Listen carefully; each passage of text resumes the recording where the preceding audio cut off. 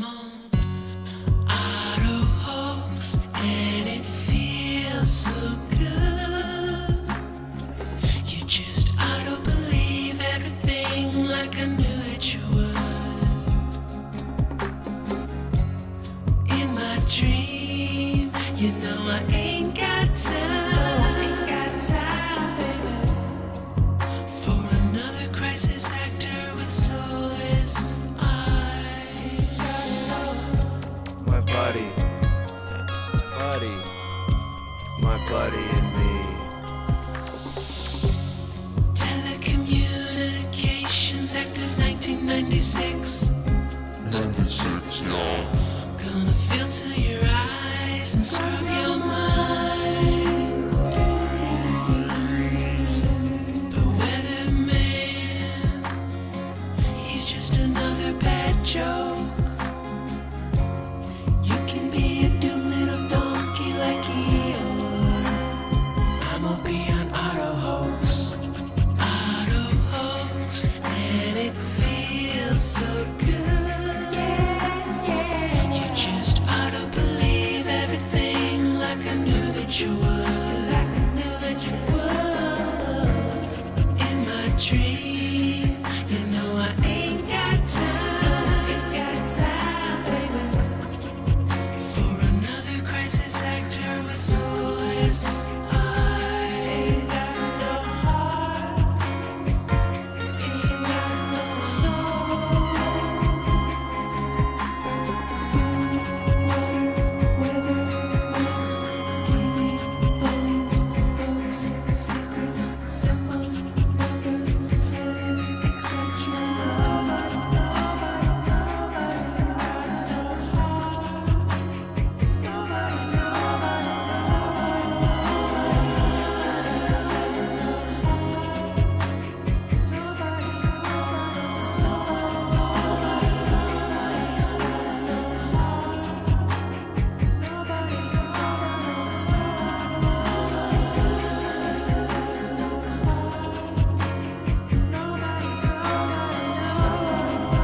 Okay, we are live, 7/19/2024.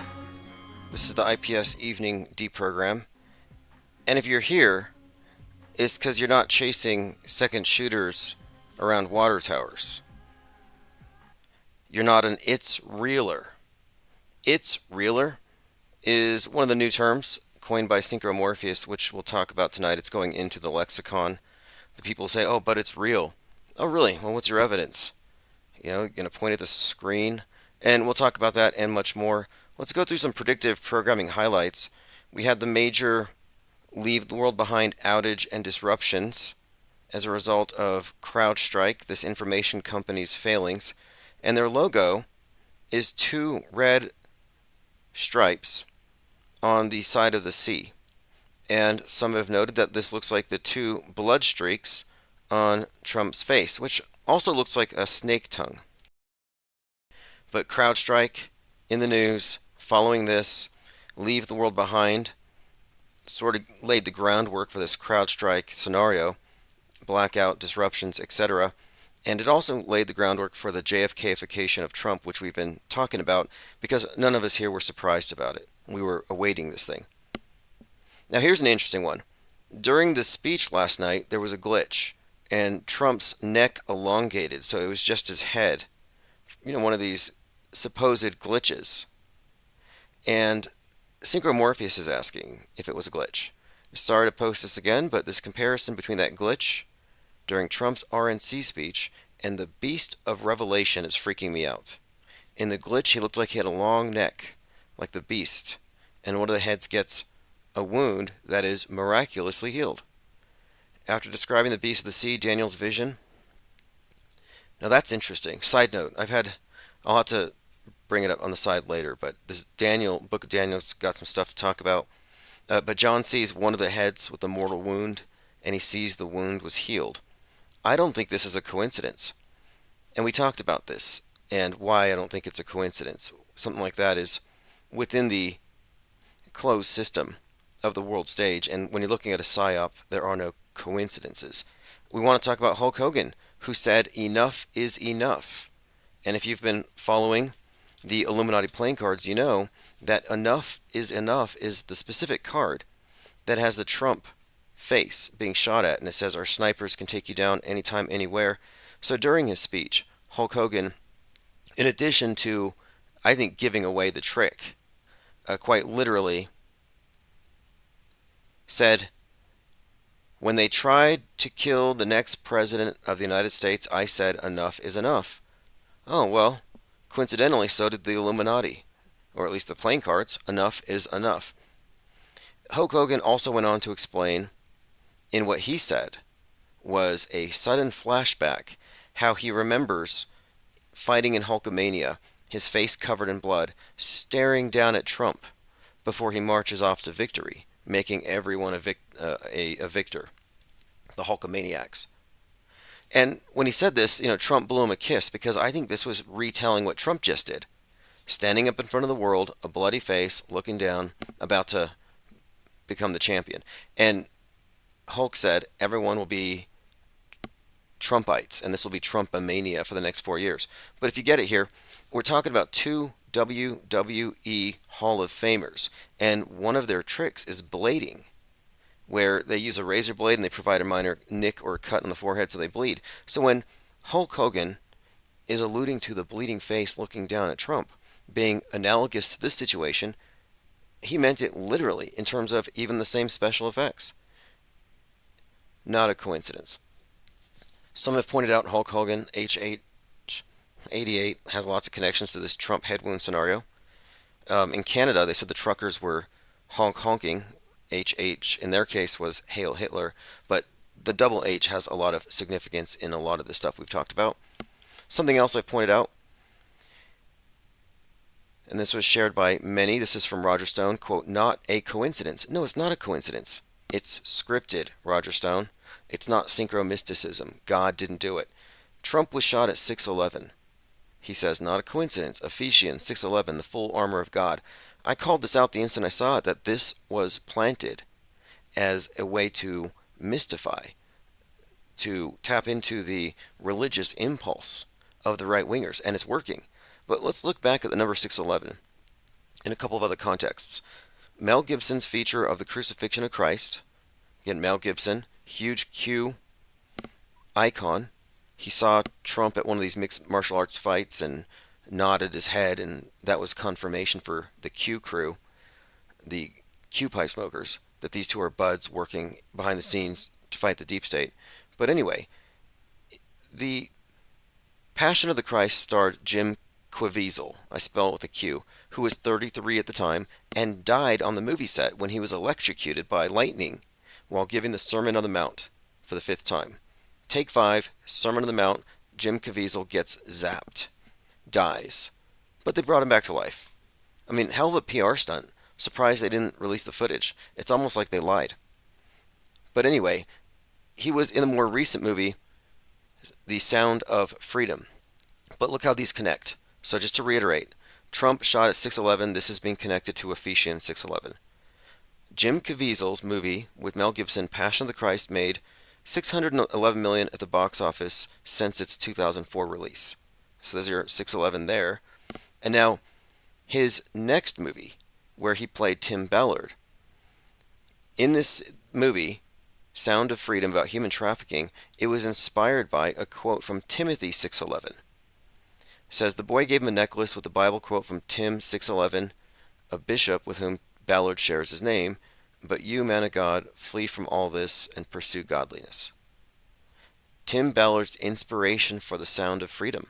So another 611, and you can certainly connect this with the other Tim 611, meaning Timothy McVeigh, executed on 611, who was radicalized at Waco, along with Alex Jones.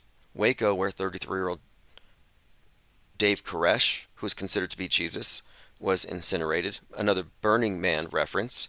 And if you remember, Waco was 419. Maxwell Azarello burnt himself on 419. McVeigh burnt Oklahoma City on 419. Lots of overlapping coincidences, but the 611 is a huge clue. You can see how it's all interconnected. Not a coincidence, but it's scripted. Not a coincidence, as in there's agency, there's intention here. So I want to get into this next topic here because we're having this conversation about whether synchromysticism is deader than the Mandela effect or if it's still a viable explanation for what we're seeing. I'm in the school of thought, auto-hoax accelerationism, that we have encountered a guardrail blocking people from realizing the full extent of the fakery.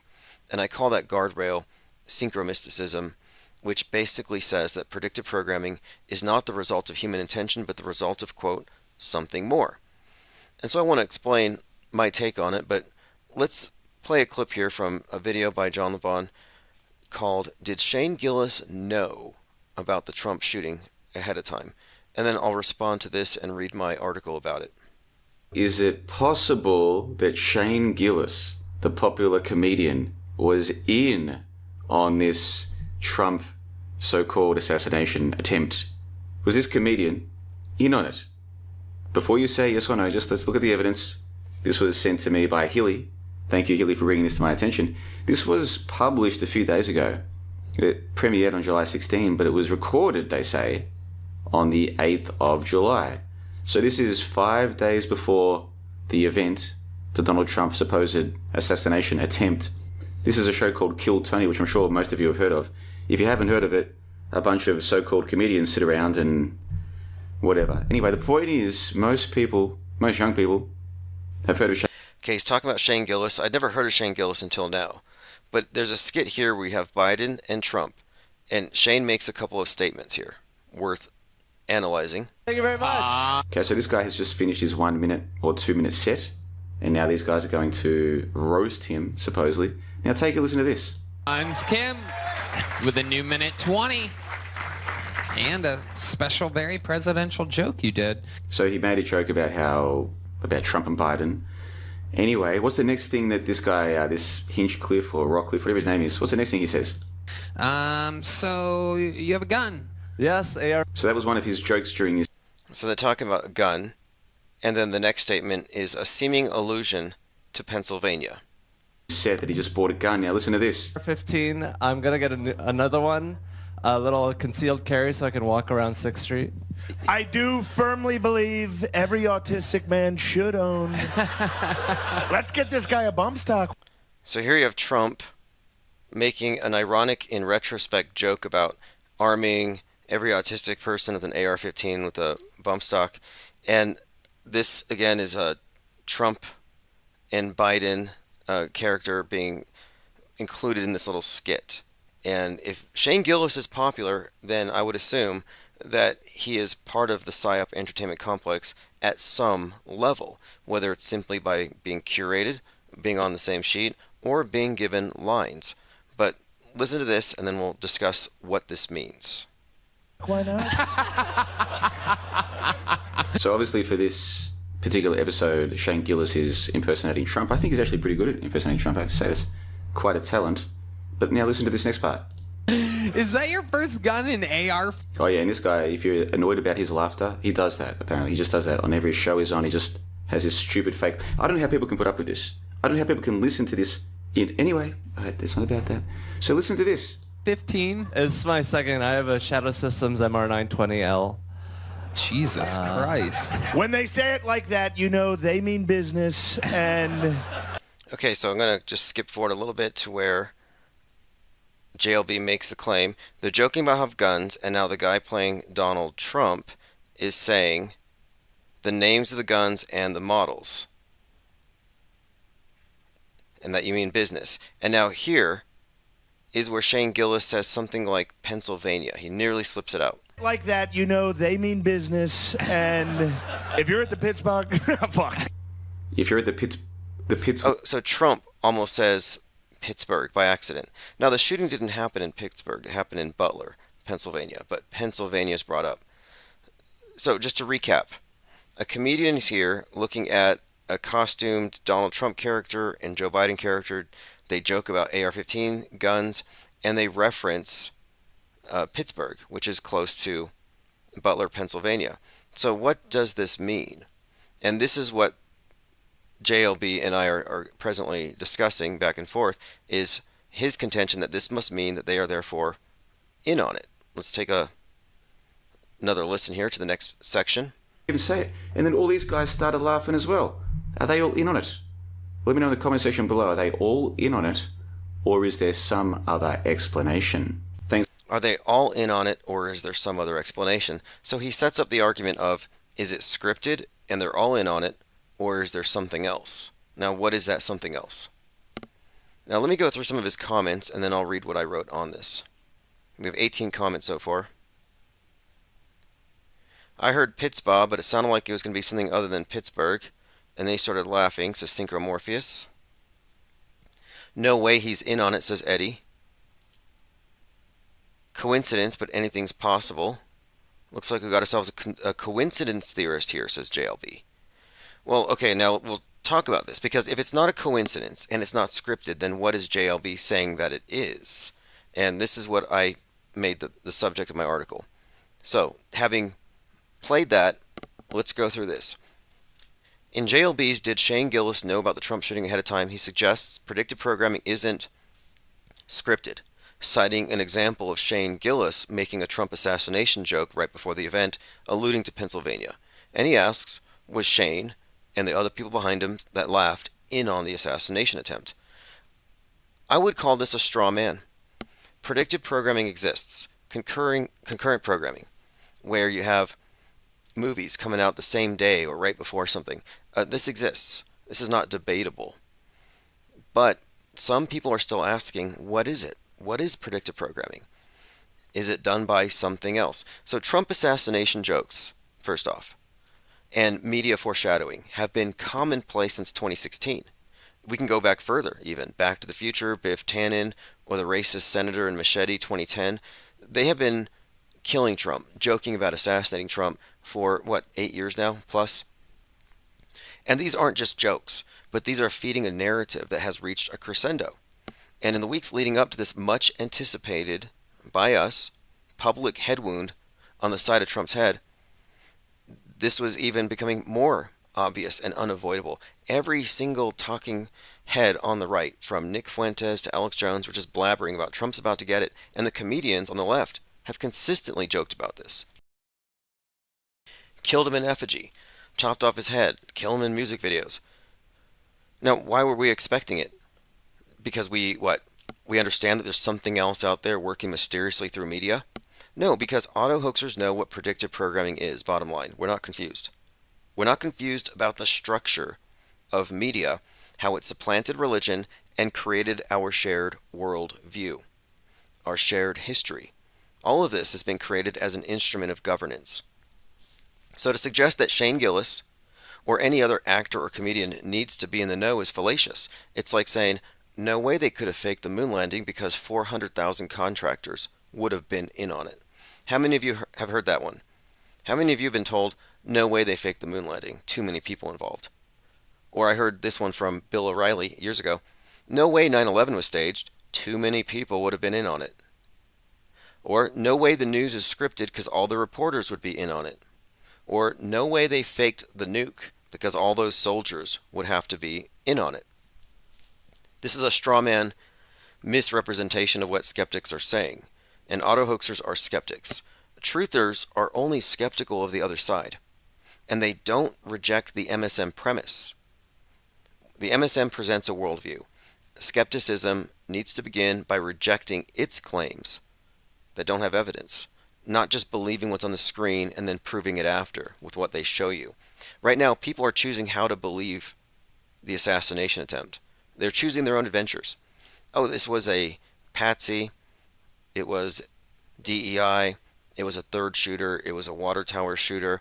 It was a false flag. It was a hoax. And people are choosing what to believe, but a lot of the people are still debating it as though it actually happened and somebody died.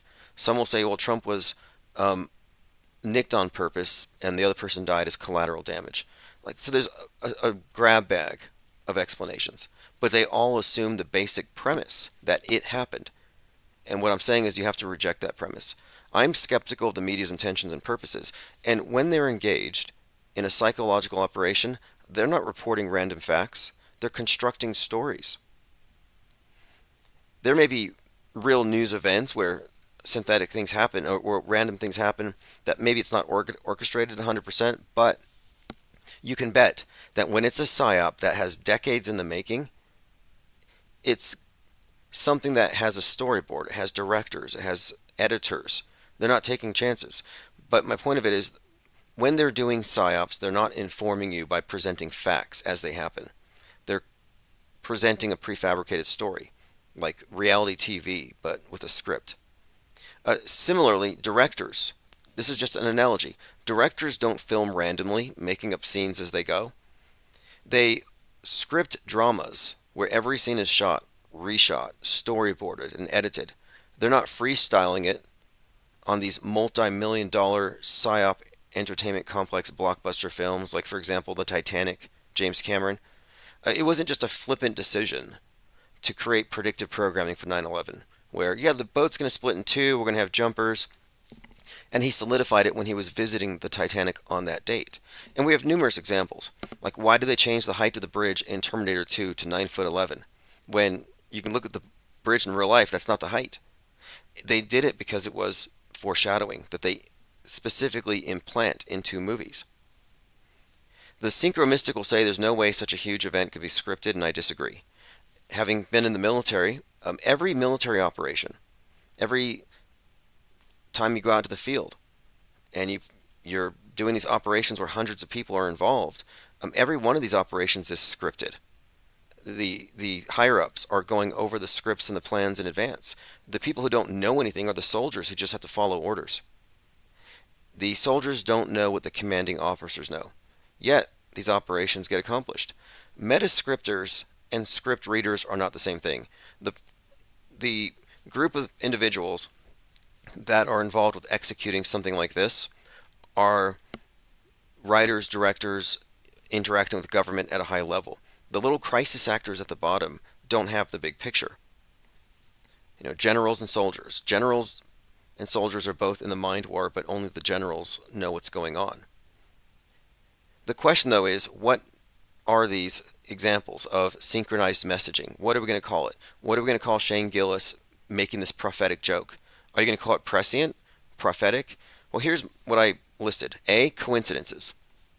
B, scripted. Or C, something more. So let's start with the first one. There are naturally occurring coincidences. However, it's axiomatic to say that there aren't any coincidences in world stage psyops, just as with movies. The plots develop according to a script and not random occurrence. Therefore, if it's related to a psyop or simulated event, you can rule out coincidence.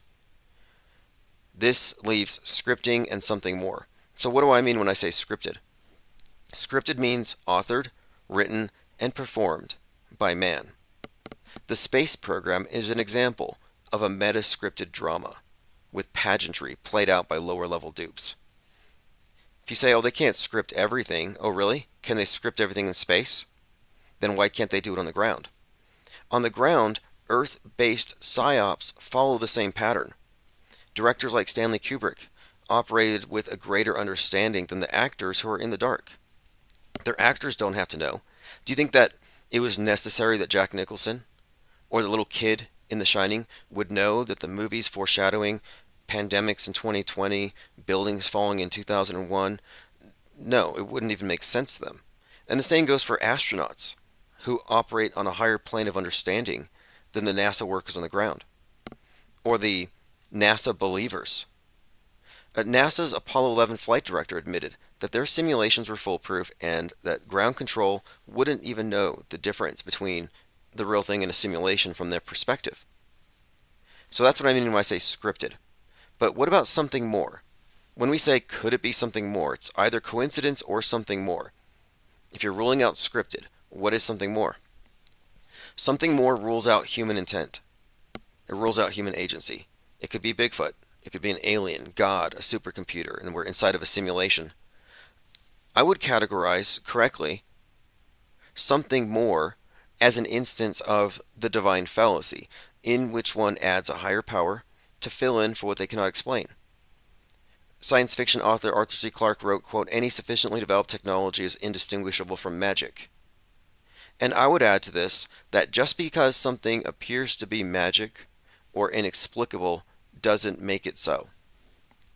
To use the stage magic analogy, if you're in the audience, you will be foolable by optical illusions, misdirection, and other contrivances. But if you went backstage and you read the magician's manual, maybe if you spied on a rehearsal, you would know how the tricks are performed. But even if you remain seated and you're not informed about how they work, do you automatically assume that the tricks you can't figure out result from magic or something more? No. You recognize that it's your ignorance that makes the trick work. And what I'm saying here is that as the days pass and more examples of predictive programming, concurrent programming within the closed system of the world stage pile up, it's going to become increasingly difficult to deny what we're saying here, that predictive programming is the standard operating procedure for mass mediation. And its purpose is, its intent is the modification of the collective psyche via conditioning, through repetition, and marketing strategies. They're marketing propaganda in many different ways, creating this immersive illusion, but this is the structure of media itself we're pointing out. No need to introduce anything else. So in conclusion, Shane Gillis was either fed a line, hey, make this joke about shooting Trump. They're sitting there, they got Trump, they got Biden, make an assassination joke. Either he was fed a line because he knew it would be funny, because this has already been a mainstay of Trump-era comedy. You know how many comedians have made jokes to his face at roasts about this? So in other words, it was either a coincidence or predictive programming.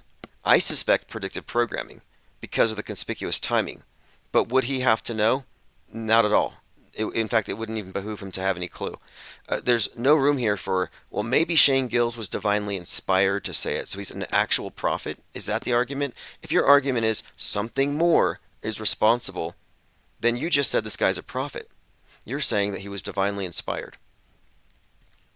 Metascript analysis reveals how news is bent, how history is made, and why the billions believe the same lies from the same liars time after time.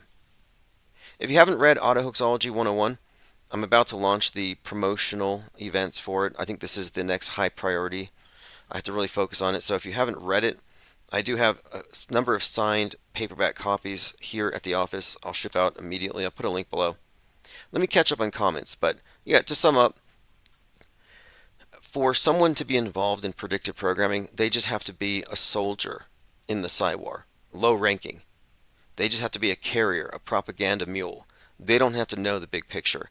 Just like you wouldn't have to say that 400,000 contractors would be keeping a secret in order for Apollo 11 to be fake. No, that's a straw man argument. So to answer my own question, did JLB straw man predictive programming analysis? Absolutely. Am I straw manning synchromysticism? No.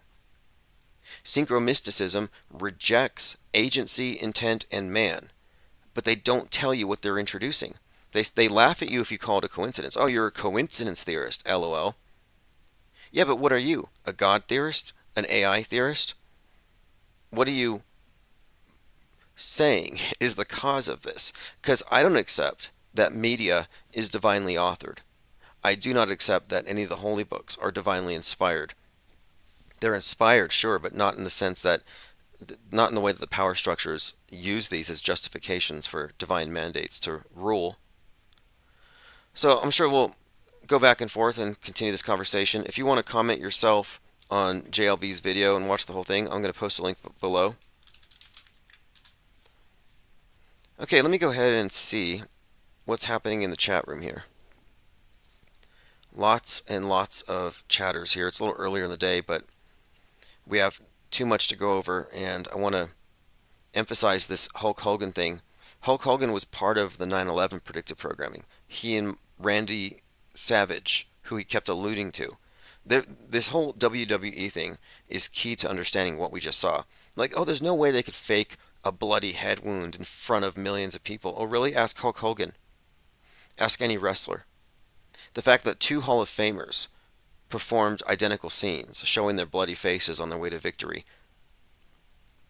All right, Jay Diggs says early evening deprogram. Cubstar, Nat Cole, Garrett Simmons, Plain Decoded. Reverse History says aloha from Raft Ataraxia. Armin Reese says, yo, great mailing list article, Tim. Well presented. Thank you. And it was in response to the video. I think it deserved a response because we're trying to come to the best possible answers for what we're confronting. And I'm not confused. When I see predictive programming, I'm like, what's that? What's causing that? What an eerie coincidence. No, it's standard operating procedure. This is mind war. Continuing here, Ted Stryker, 2112, Napoleon, Cody, X322, Mazel, J Diggs, Pingu33, Matt X, thank you for joining, Adaptivia over there on Twitch. And phones will be open here in a bit. Ryler05 says, Hogan's Heroes, Bob Crane, died on 7/13 of a head wound. There's that strange H8 connection. Now, I had not heard that. The tragic unsolved mysteries of Hogan Heroes star Bob Crane. Date of birth, July 13th. I think he died on June 29th. Still interesting because Harrison Ford was born July 13th, and he's the president in Captain America Brave New World. They were going to call it New World Order. They changed it.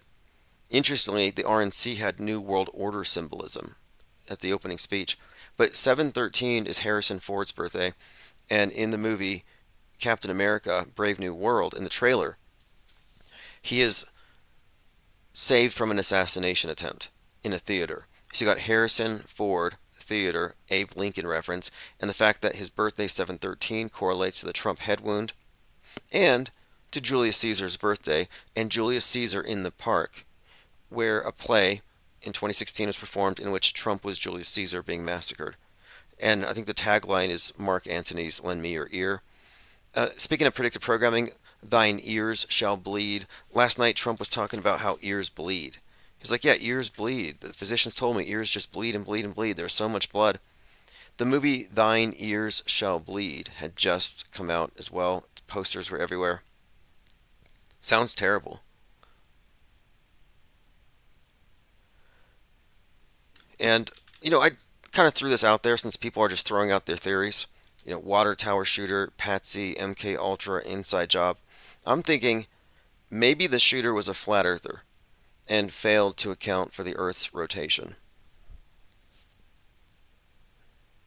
And no theories are wrong. Nothing's wrong. Nothing's falsifiable in the subjective, reality fluid world stage. Everything's equally valid. Now here's another thing I picked up on. So Trump comes out with the bright shining lights, and his name Trump formed of these spotlights. So a bunch of spotlights forming TRUMP, and he walks out in front of it. And the first thing I think when I saw this is Elvis Comeback Special, 1968. Because the Elvis Comeback Special specifically has Elvis coming out in front of his name, which is highly reminiscent of Trump coming out in front of his name, made of spotlights, little lights. So again, here's Elvis Comeback. You can find a few examples of it. The 68 Comeback, the Comeback Special. So this fits with the theme, not to mention the consistent use of Elvis that we have seen, the symbol of Elvis, this icon associated with Trump. And you see how it has a reflection on the floor? So you see him and his reflection and the background. Now look at Trump, same thing. You see it reflected. So again, the Elvis Trump comeback connection is another thing. This is all iconography. This is myth building. This is how they've created such a powerful psyop. This is really one for the ages. Someone was saying, what's up with these? Here we go. Secret Service agents looking like they're LARPing. And I immediately thought of the Beastie Boys album or the song Sabotage. Sabotage has the Beastie Boys dressed up like they're pretending to be Secret Service. I'm getting Sabotage vibes. Total Beastie Boys. There's quite a lot more to go through. We're just barely scratching the surface here. Okay, so this is from a few years ago, you may recall. Mark Zuckerberg, who looks exactly like Data from Star Trek as he collects all your data and sells it to Netflix, including your DMs and your browser history. Here is, and let me compare the two if you haven't seen this. Zuckerberg and data. Zuckerberg leveraged Facebook users' data. No, I'm talking about Star Trek. See how ironic these names are? But if you look, you'll find many examples where they're pretty much the same. Not to get too sidetracked, but he's in the news right now, Zuckerberg that is, because he said, seeing Donald Trump get up after getting shot in the face and pump his fist in the air with an American flag is the most badass thing I've ever seen in my life. As an American, it's hard not to get emotional about that spirit and fight, and that's why a lot of people like this guy. And then he took off on his hydrofoil with his American flag billowing behind him. No, that's from July 4th a couple years ago. But they really love this symbolism. They really do. Okay, we talked about the Trump Elvis, the Trump Hulk Hogan stuff, the WWE connection, the Shane Gillis. New coffee shop sale from Andrew. Thank you, Andrew. I'm pretty sure we have a sale of Autohoaxology 101. And I added the crack Gwyn and the Godzilla effects to the OBS software last night. So there you go. Okay, let me make sure I haven't missed any comments. Girl says, the talented actors appear to be natural and spontaneous. Yeah, I agree. But many of the talented actors are all drafted into this thing. Kevin Mooring says, comedians and actors pushed the CV and vax. Well, I would also say comedians and actors pushed anti-vax. And pro-vax and anti-vax are both controlled by the same hand. So who's pulling your strings? If you're anti-vax, you're basically on Team Fauci. You're in the same program. And what is the program? Terrorizing billions of people, creating a schism, reintroducing the archaic concept of sin, but couched in science and medicine. And the scientists and the doctors are now priests in this new religion. So it was just a total imposition of a new paradigm, where they're replacing ancient beliefs with similar beliefs, but with a more controllable explanation, as in the authorities get to say what is a sin, what isn't, how, what is real, what isn't. They're the arbiters of this reality. And they brought in an old concept that priests have used to regulate ignorant people, but they brought it back with a new definition. So even the atheists follow this priesthood. The atheists believe in all the God constructs more than the theists do. I don't duck and cover under desks. I don't genuflect, quivering in fear in front of the black box because it shows me a mushroom cloud, but I don't believe in their God constructs. Nor do I believe in the 2020 God construct. That would be more of a devil. COVID was a devil that the atheists could believe in. But I want to point out that left and right are part of the same team, pro and anti. The auto-hoax position needs to be anti-anti. It's not enough to be anti-pro. That's easy. That's thoughtless. That's low information disbelief following the alternative herd. Go to the alternate cave in the Plato's cave scenario. The people see the shadows on the wall for what they are. They're supposed to exit the cave, but truthers are led into a deeper chamber, and the deeper chamber is called anti. It's like, oh, pro is fake. Let's go deeper. Oh, anti. It's the anti position on everything we should take. Wrong. You should be anti-anti, vehemently so. Okay, moving on. Fakeologist says the RNC convention was very well produced. Oh, Hulk Hogan did great. I mean, it was very entertaining. But the clues were there. He said enough is enough when Trump got shot. That's the Illuminati playing card. He referenced an analogous scene with a bloody head done by blading, which is what Trump likely did to his ear. Adaptevia says, Auto Hoaxamania, brother. I like that. We should meme that. Ryler05 says, look at Bob Crane's death photo, ears bleeding. J. Dig says, X-Pac of the New World Order was born on 7/13. He was inducted into the WWE Hall of Fame in 2020 with William Shatner and Hulk Hogan. Fascinating. Jessica Lynn says, sure, shot by Beastie Boys was released 11,000 days before shooting, 30 years, 20 years before 8-4. Dinah South says, I heard the SS and Pix did not know how to holster their weapons. Well, it was a Three Stooges routine. It was slapstick comedy, but it was designed to look that way. And they specifically chose these portly, short, Kyle Rittenhouse-looking women because they wanted to make it look like negligence got Trump killed, that they're too short to protect him.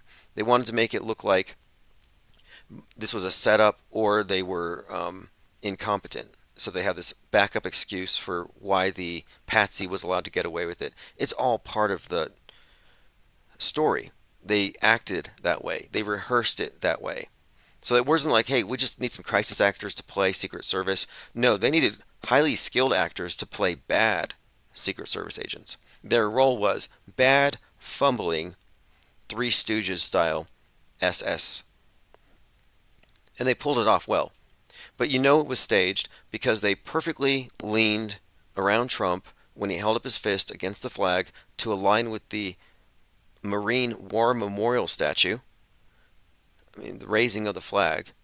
I mean, that's just too perfect. It was just so ideal. All right, AJ206 says that was me. Awesome. Well, I have your copy of Autohoaxology 101 here. I'll sign it. Jessica Lynn says, in Donnie Darko, a character was dressed up as Hulk Hogan for Halloween, a movie set in 1988. Another interesting connection. I made another one too. In Stranger Things, you have the American wearing a Hulk Hogan shirt when he fights the Demogorgon, which represents, I believe, Russia or the nuke. I would say this, when it comes to the V issue, the pokey, I would argue that vaxophobia is worse than the thing itself. 100%. You know, I believe that it's nocebo effects and psychosomatics. I think the fear of it is worse than the thing. This is one of their main tactics. They know they can keep you cowed and scared and stressed out, full of anxiety, and obsessed and ruminating over propaganda. It's taking up all your bandwidth, changing your social circle. They can turn you into a paranoid conspiracy theorist by threatening you and never following through.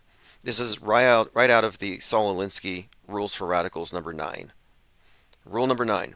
The threat of the thing is worse than the thing itself, and nobody's more threatened than the anti-vax people. They've been cowed, they've been scared, they're outraged, they don't feel heard, they're marginalized, they're censored, they're conquered. And none of them have done anything other than carry propaganda for the alt media. And they don't have any piles of bodies to show for it, no mass graves, no real plague to speak of. What a disappointment, huh? Thur says, Trump overdramatic about the amount of blood loss. Oh yeah, he really talks to the blood was just gushing out of my ear. So much blood, covered my hands. We all slipped and fell in the blood. That's why we were on the ground. A little exaggeration, but he kept on saying the ears were bleeding. And I thought, oh, thine ears will bleed. Kevin Mooring says, today is the 201st day of the year, and the world was shut down because of Microsoft, aka Kill Gates. Look, if you're scared of Bill Gates, you're just as bad as a lib afraid of Elon Musk. You realize this. I mean, it's okay to be afraid of Bill Gates, but you're afraid of a character. He's a god construct. I don't fear their gods. I don't fear their nuke gods. I don't fear any of their god constructs, their death gods, their big scary wizards, who can blot out the sun. Elon Musk, who's going to destroy low Earth orbit and radicalize half the internet into white replacement theory jihadists. Like, no, liberals think Bill Gates is a savior. And they think Elon Musk is the end of civilization. Right-wingers think Elon Musk is a savior and Bill Gates is the end of civilization. You can't both be right, but you can both be wrong. And this is Axiom 4. This is from the Autohoaxology 101. We have one of these lists of axioms, and one of them is, if it's a bifurcated psyop, it's fake. If you can choose how to interpret an individual or an event based on your political leanings, you can choose it, whichever one feels right to you, it's subjective. You don't get a emote and feel. I feel like this one's true for me. This one's a savior. This one's a devil. Oh, I disagree. That one's a devil. That one's a savior. No. And look what they agree on. Bill Gates and Elon Musk, or left and right, they both agree. Oh, there's a population crisis. Another bifurcated psyop. Liberals and right-wingers agree. There's a population crisis. But right-wingers say, we're running out of people. Left-wingers say, there's too many people. They can't both be right, but they can both be wrong. So if you have Bill Gatesophobia, you're just as bad as the Muskophobes. I would ditch the fear and stop elevating these things as anything more than God constructs meant to frighten the heavily programmed. Bill Gates is not going to take the sun away. Dinah South says, ears and heads bleed a lot, ever get clipped? No, they do. The whole premise of bleeding or blading is that these minor incisions on the head will bleed a lot, especially when mixed with the sweat. But when it comes to Trump and the ear cut, I think it was, I don't know. I'm saying I don't know. There's a number of possibilities here. None of them involve getting his ear pierced by an AR-15. Could be a squib. I still think there's a squib in the hat. I don't have any MAGA friends. If I did, I would squeeze their hat between the 45 and the 47 to see if blood comes out. Because I think it's squibby, but at the same time, it's so superficial to have one's ear damaged for such an event. But I don't think they would want to do live on the ground surgery in case something goes wrong. So I'm kind of inclined to think special effects. Fake ear with a little exploding squib inside. All right, moving on. Catching up on comments. Copaesthetic says gun tubers are exposing themselves as incompetent, visually illiterate gun experts. Yeah, why are these gun experts fooled by special effects? Like the Vegas event and others. These gun experts are the ones who should be the most Psy-War aware. But no, if they take your mind in the Psy-War, then you're nullified. And you know it's rigged. Because the gun tubers should be the ones most vehemently taking down, like aggressively taking down every one of these narratives established by every fake shooting. But no, all they do is they say this. Well, of course there's shootings. It's an acceptable loss. It's because of mental illness. It's because of SSRIs. It's because of fill in the blank. They make empty excuses without rejecting the premise that the guns are actually causing things. So they're actually doing more harm than good. And look at Armalite passing 73 million over to the acting troupe out there in Connecticut. Dinah South says if this were real, his head and body to be protected at all times. Yeah, I would imagine he would have had a plexiglass. Plain Decoded says the Secret Service agent that couldn't get her back in her holster even looked like Melissa McCarthy. Yeah, I'm saying that was scripted. I don't believe that she was attempting to get it in her holster, but as an actress who normally plays dancing nurses, she wasn't ready for this particular role. Like, what's on your crisis acting resume? Well, I was a twerking nurse in 2020. Oh, can you do Secret Service? Yeah, I'll give it a shot. No, they don't take chances like that. I guarantee that they scripted it. Make these actresses act like DEI hires in order to stoke that flame and to lend a lot of ammunition to the right-wing culture war in that area, while at the same time giving an appearance of plausible deniability for the shooting happening, which this feeds into multiple conspiracy theories. But why is everyone talking about it? And be like, oh, what about the man on the water tower? No, we're not running circles around a water tower here. Believe me, we already pre-debunked second shooter theories. You need to read my article, The False Flag Fallacy. Copaesthetic says most 2A gun tubers are guardrailing feds. I would agree.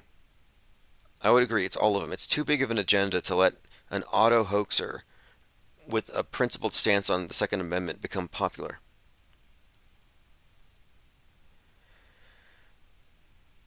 Okay, let's see what else here. Armin Reese says, fake mysticism over the world stage hides the true magical nature of reality. The key distinction between false and contrived syncs is true sync. Yeah, but who really has true synchronicities that they talk about? I mean, some people do, I'm sure they have meaningful coincidences, but that's a separate discussion from propaganda analysis. And what they have done, and I think this is intentional, is the mystic explanations are thrown in there to hide the reality. And I'm not just talking about from our perspective, like, for example, predictive programming and this stuff, but like, look at how they dressed up this psyop with religious themes.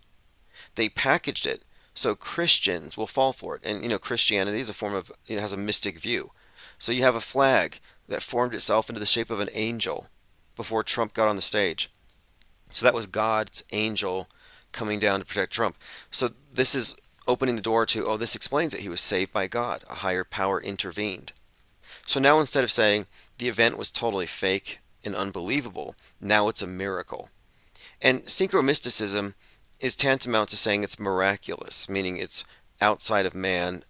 This is beyond us, and we don't have a way of explaining it. And that's what, when I hear the word mysticism, and when I use that word, I mean mystified, fogged. Like, I don't know. I don't know why all these movies relate to this. Well, what good is that? To just walk around saying, I don't know. And we do know. And I'm saying it's a tactic that they deliberately insert into the narratives different things that will distract the seekers from the truth. And a lot of people fell for the trap that predictive programming is done by something other than human agency. And that matters. And that's an outmoded non-explanation. It's a guardrail that we're past here. Most of us are here.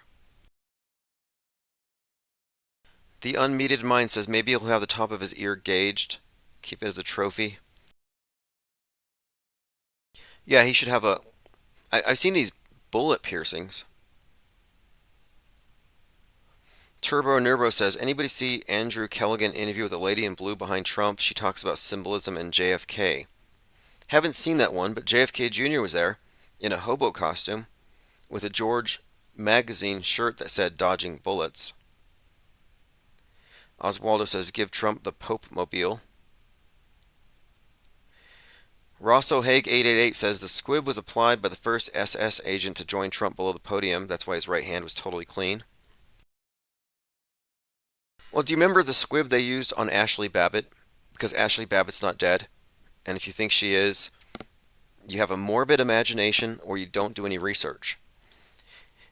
The way they performed that one was she fell onto her padded backpack, a little bit of acrobatics, and the squib didn't go off. And someone else had to manually squeeze it. And it was a pretty pathetic, like, teaspoon of blood for a shot in the neck.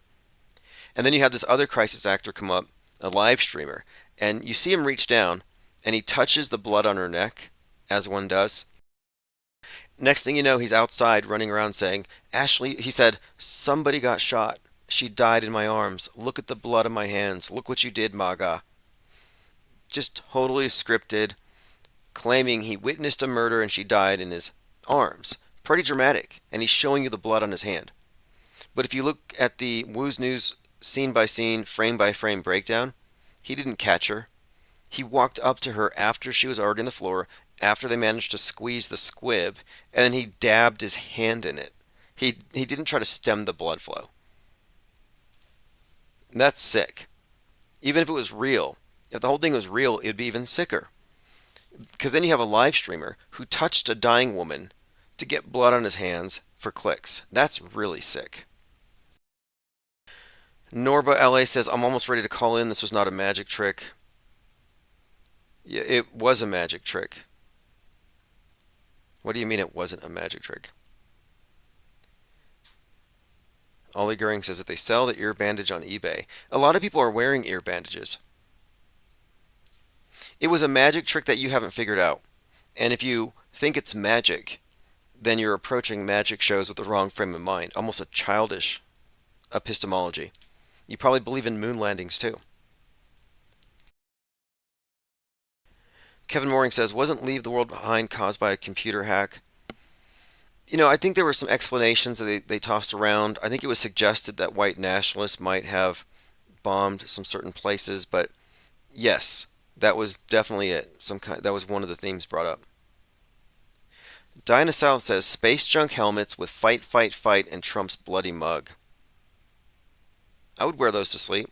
I can't sleep without a space junk helmet. I'm afraid of space junk punching through my ceiling and braining me. Just my cranium crushed right there on my pillow. I have such bad anxiety that the mental anguish of it all makes me think I should probably sue NASA. So if you're similarly mentally anguished by the constant threat of space junk, hit me up, and if there's 20 of us, we'll do a class action lawsuit. Get a few billion. Ted Stryker asks if there's a glitch in the stream. Rosselhag 888 says the Watchman, Ozymandias, hired an assassin to make a faux attempt during a press conference. Now, is Ozymandias a Trump archetype? Kind of like the Homelander? I don't know this, but based on my understanding of predictive programming, I would assume it to be likely true. Trump and Ozymandias. The new Ozymandias, Donald MAGA Trump. So if this was not scripted by man, if this isn't all some kind of elaborate propaganda machine, then how are we able to predict predictive programming? How did we know that going through the annals of Robert De Niro's work, we would find it? And we did. And we found something with such specificity that nobody can deny it. Nobody can deny the significance of Machete, of Robert De Niro giving a speech on immigration, anti-immigration, when he gets shot. And Trump is showing the chart that shows illegal immigration going crazy when he gets shot. That's too much of a coincidence. But then you add on to it another element. We only looked because De Niro was at the Trump trial. And Machete's 2010. When did Trump become a politician? In other words, Trump wasn't even a politician when the predictive programming for him was out there. He stepped into a role. He stepped into a costume. He stepped into what we would call a lifetime role. Al Newfall says, Tim, what do you think the next year blackout to erase our bank accounts and start the CDVC that connects to the mark of the beast? Yeah, so is there going to be a blackout and then a CDBC mark of the beast system? Not quite sure. My take on the blackout is different. I think the blackout is going to be regional, local. It's not going to be everywhere at once. It'll be the result of likely Seattle being Oppenheimered. But then there'll be a voluntary blackout, a voluntary quarantine, where the internet gets locked down the same way the world was locked down, for the same reason. But this time it'll be for mind viruses. They will say disease X, Twitter, brought in so much hate and volatility and bad actors like Russians and agents that are influencing domestic violent extremists. So when, not if, like when Trump gets shot, not if, when they drop the nuke, it's going to be pinned on a collusion between white nationalists and foreign actors. Not a coincidence that the white nationalists are called the base. Do you know what Al-Qaeda means? The base. So you see the 9/11, 6/11 connection, why it's so significant? Norbu Law says there are too many details for it to be a magic trick. Magic tricks are controlled. It's a magic trick. Okay, well, phones are open. What's Happening says, I took Homelander as a Big Brother Trump elite archetype and a composite. And he is in the episode, Season 4, Episode 8, Assassination Run. Shows his bloody face.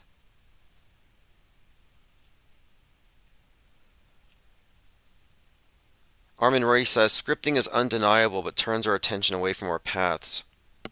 Well, my path is to unveil the world stage scripting, to find these threads and pull on them. And I don't think it's a distraction. I think this is how you come to know what's real, by seeking. Infinite Plane Radio. Hey, dude, this is Jurassic. Hey, Jurassic. Let me shut this off. Okay, did you get? All right, go ahead. Did you get the message that I posted on your YouTube video about the Elvis comeback and Trump comeback images? Oh, yeah. Well, I had done the video before you posted that. I had a feeling after I posted it, I'm like, well, who am I Yeah. posting this to? He's probably already figured this one out if you were watching it. Yeah, I did a video.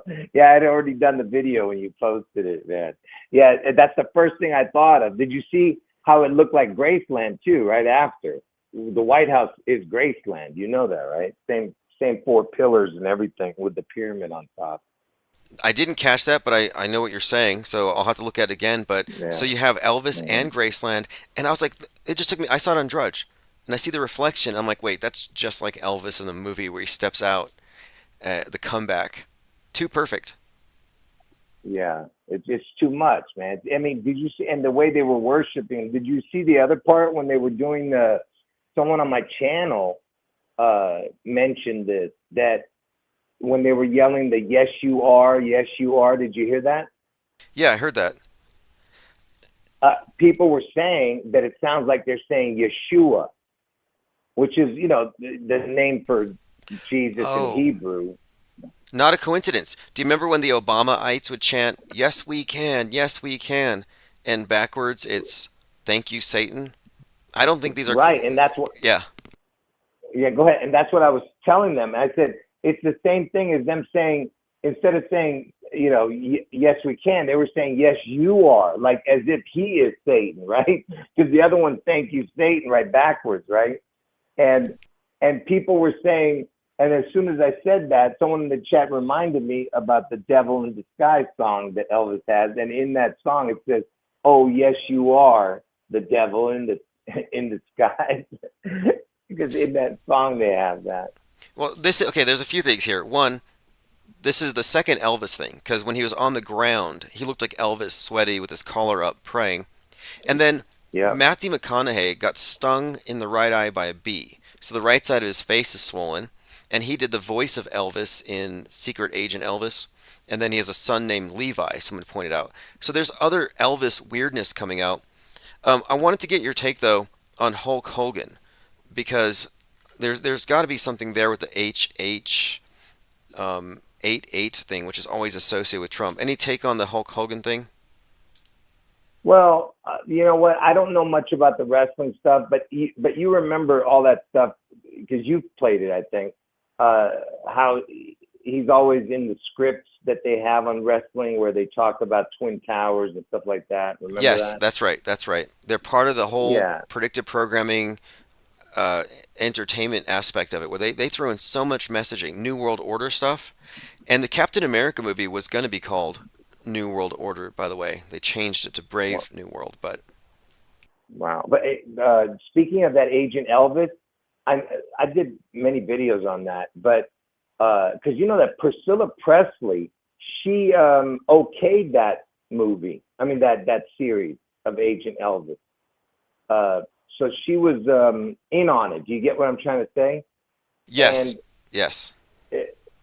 she okayed the script or whatever the hell.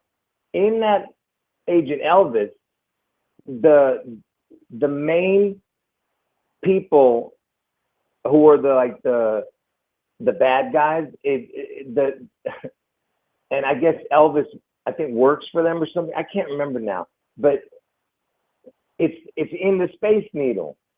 Even in that movie. Oh, that's I mean, even crazy. that's That's super cool. crazy because Yeah. I had come across Dr. Evil's headquarters and anagram. It's like, okay, Dr. Elvis, and it's the Space Needle, which I already connected with the Tower of Babel, Nimrod, Jeff Bezos. Also, there's all kinds of connections with this Dr. Evil character, but yeah, that's almost Yeah. too much for that to be Elvis's Yeah. base. Dr. Evil is the Elvis, the anagram, and his base was in the Space Needle also, even in that stupid Austin Powers. And Austin Powers connects to Austin Butler, and Butler connects to the Butler, Pennsylvania. You know, it just goes on, the connections, you know what I mean? Yeah, it really does. But Yeah. it's concise, but it's like almost like for example, there's one where it's like Trump is giving a speech last night and it glitches, so it looks like his neck's very long. And someone pointed out it looks like these images of the beast with the 10 heads, and where it talks about one of the heads being wounded. And so I see stuff like that. I'm like, that can't be a coincidence. And there's something else too. But you, And you may remember this. He was rambling about Hannibal Lecter again. Did you catch that? yeah, I didn't. I still don't understand what that's all about. I wish somebody would tell me why he always brings that up. Well, I can't. I don't know for sure. I mean, I'm suspecting Hannibal Lecter saves Jodie Foster. Robert De Niro in Taxi Driver saves Jodie Foster. John Hinckley shot Reagan to impress Jodie Foster. And the Taxi Driver scenario and the shooting was repeated just now. And the Joker movie is a retelling of Taxi Driver, and it has Robert De Niro. So he's both the assassin and the assassinated. But I don't know. I have to think it through. But I don't think it's just completely random they keep throwing this name out there. No, I know that is so strange. But let me just tell you that the reason I called is to tell you the possible scenario how Trump would be hit again on August 4th. Yeah, go on. Go on. All right. So now that, like I told you, now that they've done the child's play, wound, the precursor. So now that, like I said, they didn't have to do it now in front of people. They could just do it in a staged, environment, in a controlled environment more. And they could just make up anything now, you know what I mean? But as long as they have the video to show it, right? So what better way than for them to do it as a drone? You know what I mean? A drone strike, because I don't think people are going to believe if it's another sniper shot. I see what you mean. And you made this point the other day that this is a magic trick, and I don't think they could pull off what you were describing as easily as they could have done what they just did. But now they've already established the precedent. Everybody thinks it's real, so it's been made real. So now if it happens behind closed doors and it's just smoke and a news report, we're not going to have any room to doubt it. And then we're also looking at a closed movie set. And so there's a huge difference between psyops in an open versus a closed movie set. So the next one might be closed in that sense. We may not have eyewitnesses or any ability to, but this has created a buzz. Well, even if they do have eyewitnesses, they won't be nearby. Let's put it that way. They'll be far enough where nobody gets hurt besides the people that were in the immediate area. When I say hurt, I mean they'll be too far away for anybody to have any pictures or nothing. But here's why I'm bringing that up, is because as Trump came out yesterday, and then immediately after that, you had a story about a drone attack in Israel, in Tel Aviv, about Iran, Iran-backed Houthis, the Houthis. I don't know what the hell the Houthis, the militia, whatever the hell they are. They said it was a drone attack and one person was killed. Only one person was killed. All right. So it was a drone attack, and then you have the Iran connection, and then remember, Iran said that they were going to get Trump in that video. Remember the drone on the golf course video, and here it says, yeah, okay, I see that. And it says here, deadly drone strike. Okay, so you're suggesting here, and it kills one person, that this brings them into play. I think you're onto something here. And drone makes a lot more sense because it would be redundant to do another Lee Harvey Oswald situation. Yeah, and remember the first time I was predicting this was back in late 2017 and early 2018, and the very first time August 4th came around was the attempted assassination of the Venezuelan president on August 4th, and it was a drone attack. Nice. Okay. And guess when that guy's born? That guy's born one day after JFK. I think it's 11/23. Can you check that? That Venezuelan president Maduro. Yeah, I'll take a look here. Okay, let's see what his birth date is. And these birth dates are huge tells. Like, for example, I brought up John Hinckley Jr., and he was born on the same day as JFK, 5/29. And right. There was something else about that date, 5/29. It's the, what is it? The the backwards date of Trump's head wound day, August 4th. That's the one. It has a relationship to August 4th. Okay, November 23rd is his birth date. That's Nicolas Maduro. Yeah, the one day after JFK's death. Fascinating. That's what I'm saying. Yeah. That's the guy who got the drone attack, supposedly. It was so fake. You could see it, the August 4th, 2018 presidential attempted assassination of Nicolas Maduro. You know? So this one says You can it was see him two faking it. drones detonated explosives on August 4th, 2018. So there you have that Right. same date connection, which we've talked about the meaning of this date, how it's consistently showing up, and then his birth date right next to JFK's death date. That has some significance to it for sure. Interesting connections there.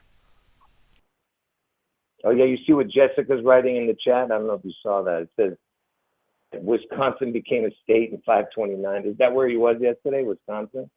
Yep. Now somebody said they played an Oh, Elvis that's song last night at the convention. What Elvis song did they play? Anybody has a? I've heard him play an Elvis song before. Oh, I think they played American Trilogy. Is that what it was? I'll take a look and find out. I was curious. Yeah, I don't know. I didn't hear it. Somebody told me about it. Anyway, the Elvis comeback specials, undeniable, strong connection. I didn't catch the White House Graceland thing, and Graceland was in the news again recently.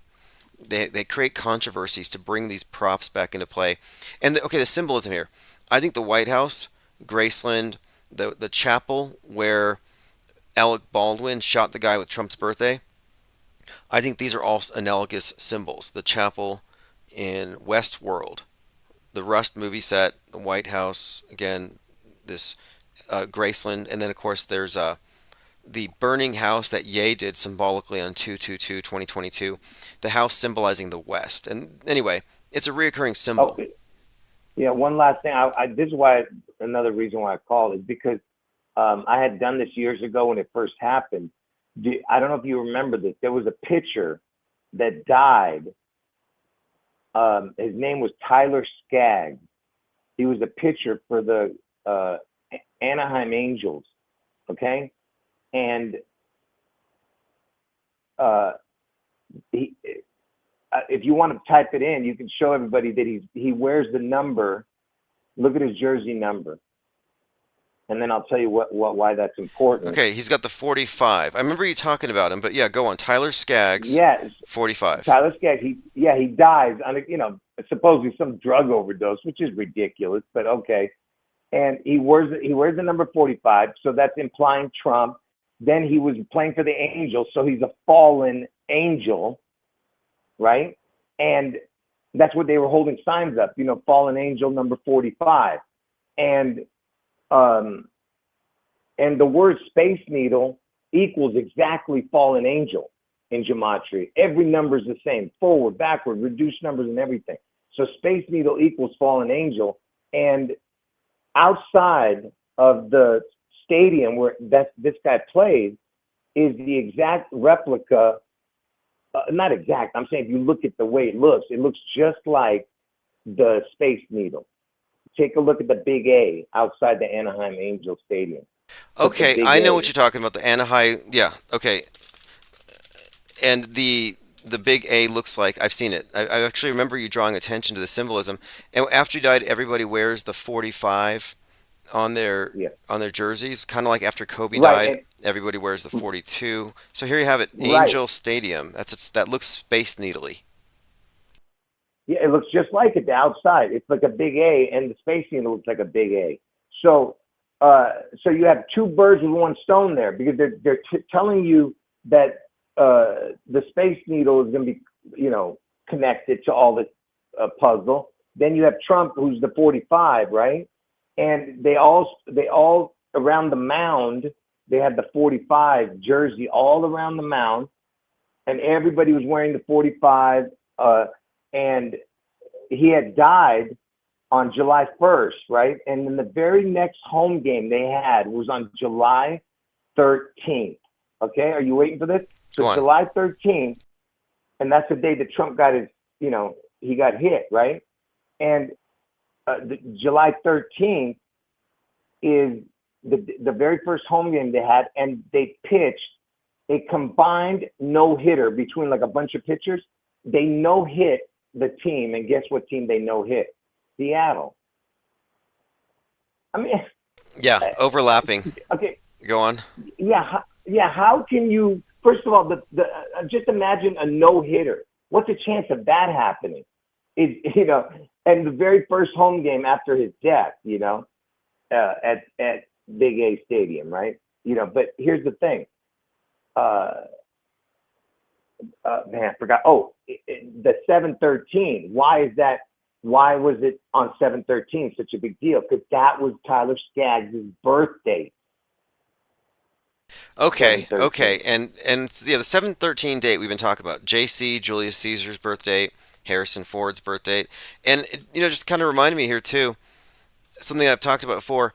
We had these blackouts in Manhattan that were 42 years apart, the 1977 and 2019, and they commenced on 7/13.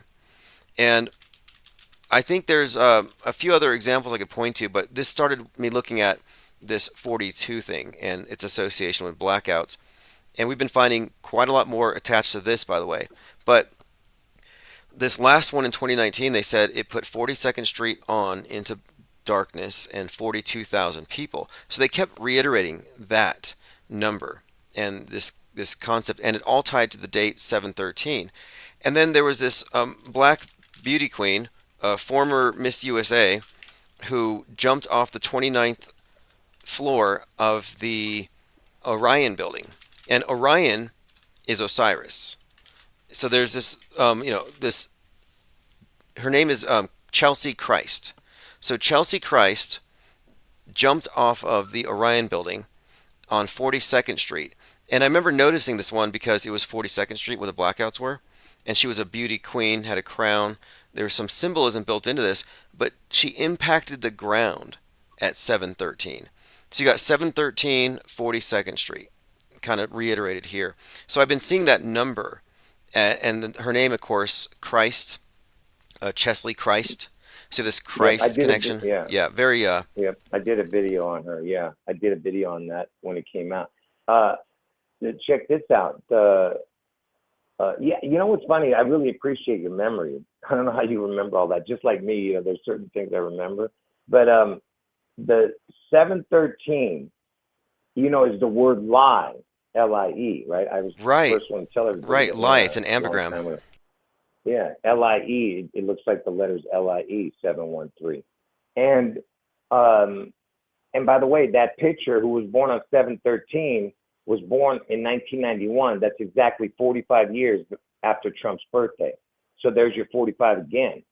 And then when Trump got his head wound, when Trump got his the graze that hit his ear, it was exactly 33 years after. So you have the 45 and the 33. And which goes back to what you were talking about, which I've done many videos about, is the James Brady, who was shot during the Reagan, John Hinckley shot him, and Brady's death was ruled a homicide 33 years after the event, which is absurd. But you never finished. Why don't you ever finish that part? You're not telling the rest of it, the most important part. Oh, that's right. When did you always forget? Yeah. When did James Brady die? What was the actual? Was it the death date? August freaking 4th at 73. Yes, August 4th, 33 years later, after he was shot in the head. He was shot in the head during the Reagan shooting. Ronald, and he gets shot in the head. This James Brady, and he dies 33 years later on August 4th. That is incredible. Ridiculous. So his homicide was on 8/4. And that whole shooting, again, was inspired by Robert De Niro, who was ranting at Trump. And then in the Joker movie, he's shot by the Joker. But the Joker character is basically Travis Bickle. So there's this, there is a continuous thread that connects these assassinations from top to bottom. And this just seals it for me. Anybody who thinks that this is anything other than some elaborate psychological operation that thinks it's real, there's just too much here weighing in the script here, in the script version of it all. This is heavy. August 4th is Yeah, just too consistent. it's too perfect, man. It's way too perfect, you know. And like I said, I am not sure. Like I said, if it doesn't happen this year, then next year is my final year that I'm talking about this, because you'll see in the future videos that this is, because I've talked about it already, a few videos about the reset. This is the last reset. 2024 and 2025 are the last 2 years for the reset. So that's why I believe that it's not going to pass next year. So next year is my final year that I'll be talking about these predictions. So for sure, June 11th is next year because they already passed.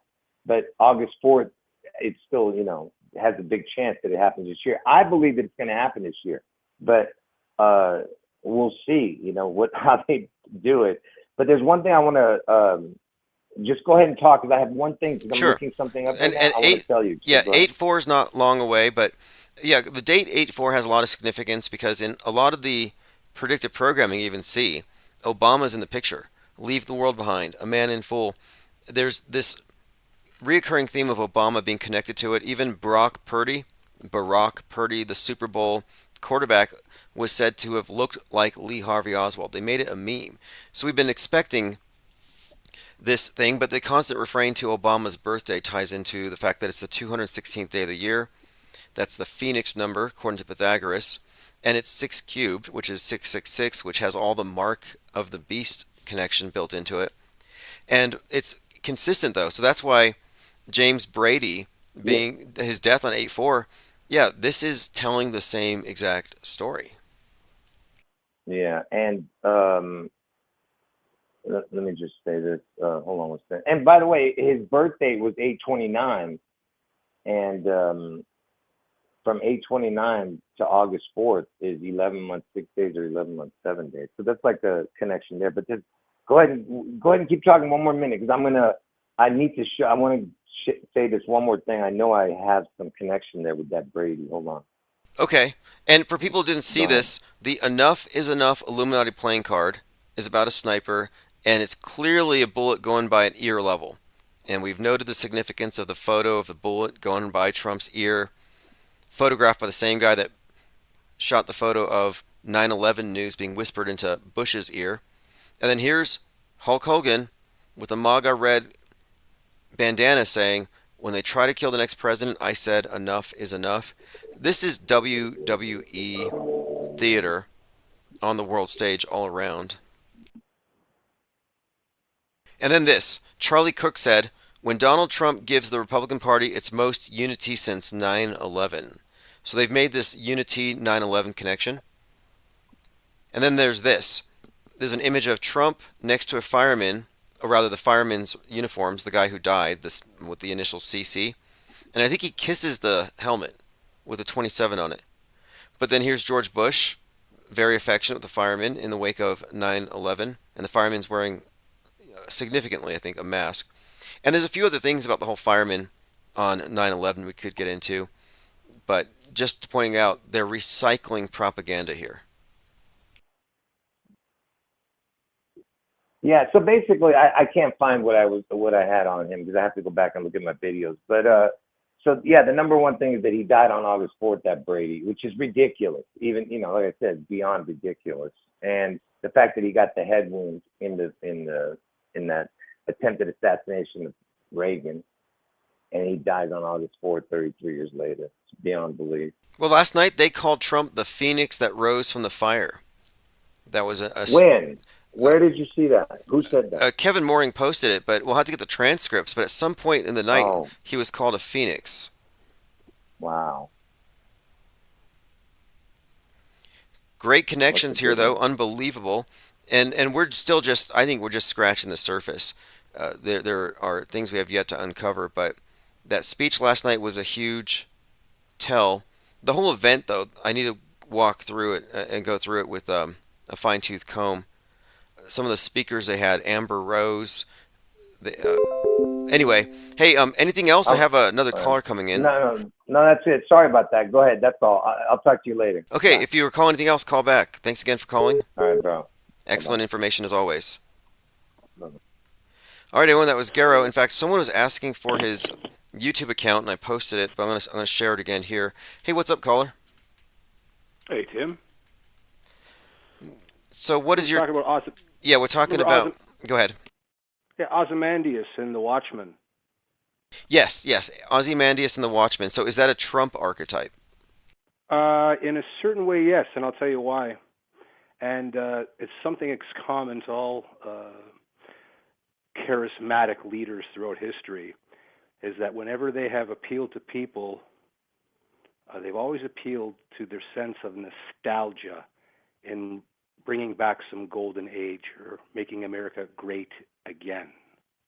And in the movie The Watchmen, Adrian Veidt, the character that was Ozymandias, he marketed a product called nostalgia.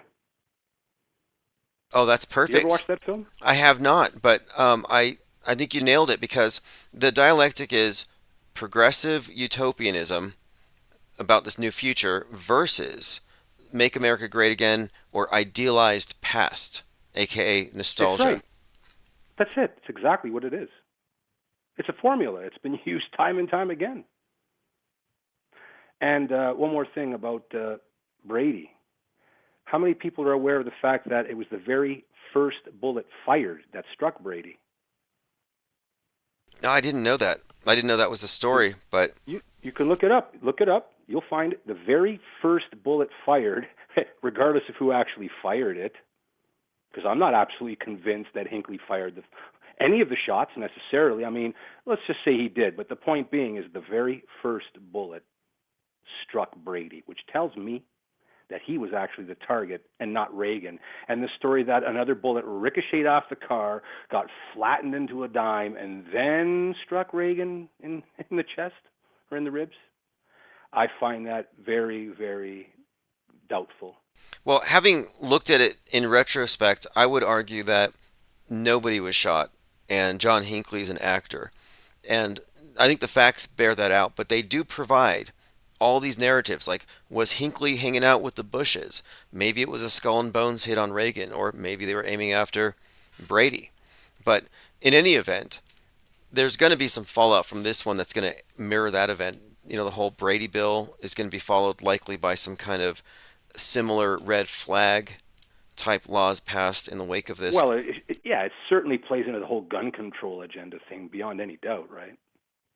I mean, they're using guns for these things. They're not using darts. They're not using, well, whether it's a drone or a gun, it's some kind of projectile, right? Yes. And the thing about, yeah, go on. And what is your take on this event? Do you lean towards it being a real thing and he got lucky, or all a magic trick? Oh, it's a trick. Listen, he pumps his fists up, the same fist that went to his ear. There's no blood on it. There's no blood on the man's hand, right? I mean, and I maintain that the squib was applied by someone other than Trump. I say it was the Secret Serviceman who first pounced on him below the podium. He had someone else do it for him. Do you agree with my assessment that the Secret Service agents were specifically hired because they looked wrong for the job? Absolutely. Completely concur. Well, well, I appreciate your comments here and insights on it. Did you watch the RNC speeches last night? Oh, did I ever? And a lot of people were talking about values. And I love when they pluralize that word, values. Values. It has become something of a joke. And, you know, yes. I mean, and at this point, it's so crass. Like, I'm surprised, you know, when Trump, after he fell, he's like, get me my shoes. I'm surprised he wasn't wearing his golden Trump shoes, because what a marketing opportunity that would have been. Well, that plays right into a comic sketch of Eddie Murphy's. When, I don't know if you remember this, you might be a little on the young side, but during the Delirious tour, part of his routine was talking about one of his aunts falling down the steps. and taking minutes to complete the fall down the steps. And halfway down the steps, she's saying, my shoe, like she's concerned about having lost her shoe as she's tumbling down the steps, which was really funny at the time. But now in context of what Trump just said, it's funny for a different reason, right? Yeah, maybe. I don't know. Look, I mean, when I look at these events too, I point out that you're looking at something that's been rehearsed. They're not freestyling. It's not random. And, no, it's not random. And so like anything you see, any detail is meant to be seen. And that's with every single psyop. A good director will make sure that every single frame has something and some intent behind it. There's nothing random about it. So what is the meaning behind this stuff? I mean, you can analyze it ad nauseum. I think there's a great deal of symbolism in this whole event, obviously. Of course, but ready? The clues. How about this? Shoes. Okay, let's look at shoes. You can't find a much more potent symbol of prestige than shoes these days. Well, I don't know. I don't know if they were a huge prop in this one, but like for example, the alignment with archetypes. So the war memorial of the soldiers leaning forward and raising the flag. They recreated that. They recreated it using the SS actors, and so that's what I mean. That this is too contrived to be anything but a magic trip. And I have another person trying to call in. Anything else? Yeah, one last thing, ready? Well, that you're speaking of an icon of victory, right? That's an icon of victory. Yeah, absolutely. Okay, ready? What is the most famous shoe associated with victory? What's that brand called? You tell me. Nike. Nike is the angel of victory. I see that. Interesting. Nike is a goddess that personifies victory. All right. Well, hey, thank you for the call, and call You're back welcome. anytime. All right, we have a few more moments. I have a few others trying to get in. I want to make sure we get through all of the predictive programming breakdowns. We talked about 611 and how that's been force memed into the right. We talked about the symbol of Hulk Hogan, or the symbolism, in his speech where he referenced the Illuminati playing card, and he recalled an anecdote where his face was bleeding on the way to victory, which I think is a giveaway that Trump also bladed himself. We connected the comeback special to the Trump at the RNC, and I have to watch the whole thing. As the first caller pointed out, there's also an allusion to the White House / Graceland, which are analogous structures symbolically. I've been trying to figure out this Hannibal Lecter thing. Jodie Foster seems to be a connecting piece between Taxi Driver. Again, Reagan and Brady were shot because John Hinckley was supposedly trying to impress Jodie Foster. And Trump keeps bringing up Hannibal Lecter. Why is Donald Trump so fixated on Hannibal Lecter? The fictional character was referenced by the former president during his RNC speech. It's kind of a mystery. And I found this. Jodie Foster reveals Robert De Niro almost played Hannibal Lecter. And there's some Robert De Niro Trump overlap in the programming that we've been acknowledging here. So for example, Robert De Niro plays a young Don Corleone, Godfather, and when he was ranting in front of the White House about Trump in his full Trump derangement syndrome glory, he was saying that Trump's a destroyer. He's going to destroy everything. And that's code.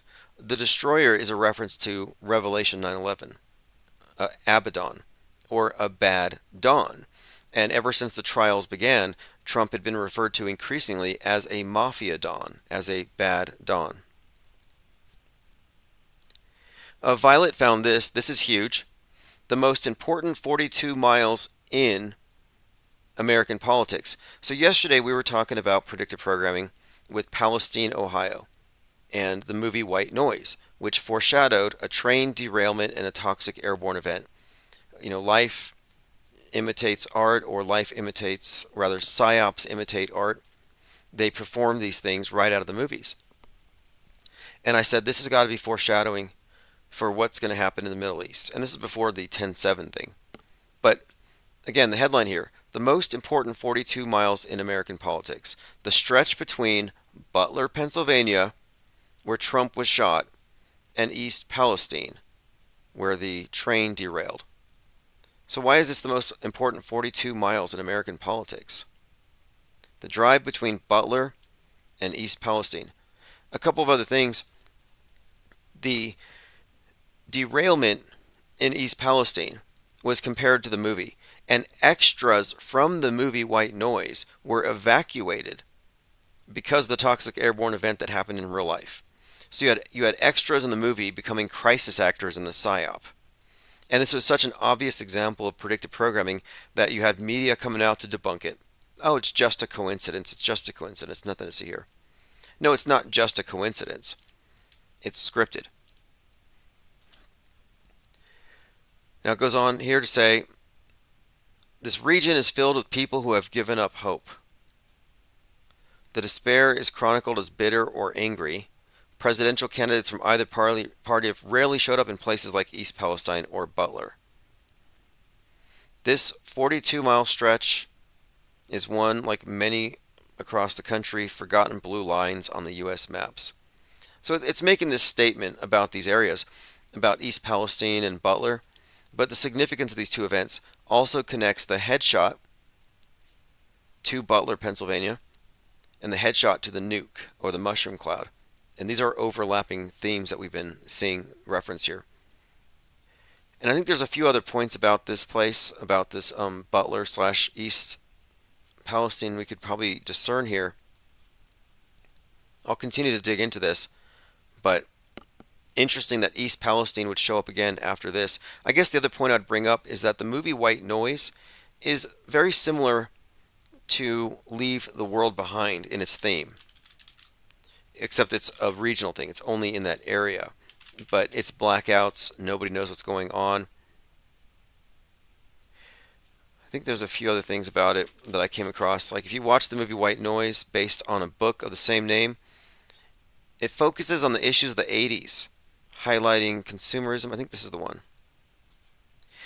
It focuses on a few things, though, on news media and how it's a lot of noise and people don't trust authority, and this is the real problem.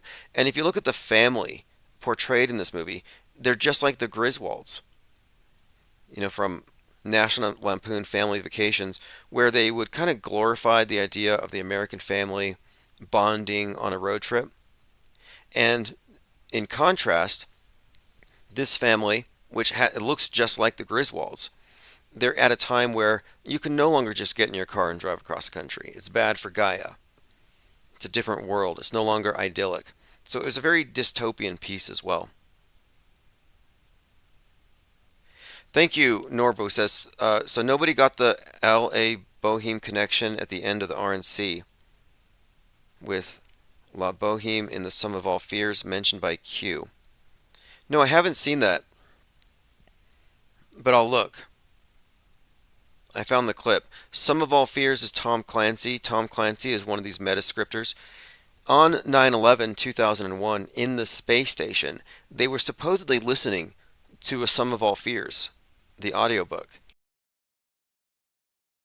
And then 9/11 happened, and one of the astronauts looked out the window and said, "Hey, look, it's just like the book we're listening to." Have any of you heard this? This is so ridiculous. This is the only astronaut who was on the ISS at the time. It was just him and some cosmonauts. But he was literally listening to Tom Clancy while he was in space. He also had a trumpet with him, and apparently he played taps right after. We'll have to go back and look at some of the ridiculous eyewitness accounts. There was an older White Noise with Michael Keaton, which had to do with communication with the dead through what do they call it? You have some kind of ghost hunters communicating to people with electronic devices, and they hear demons on the other side tormenting people.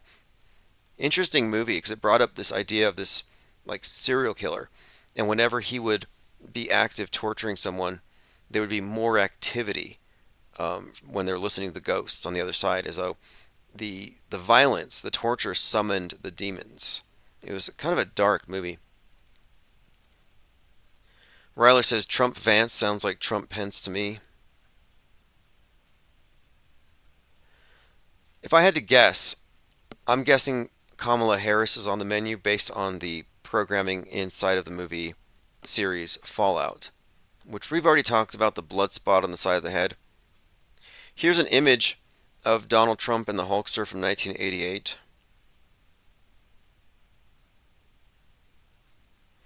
Okay, I think we've covered pretty much everything I wanted to. The RNC opened up with a prayer to the angel Saint Michael.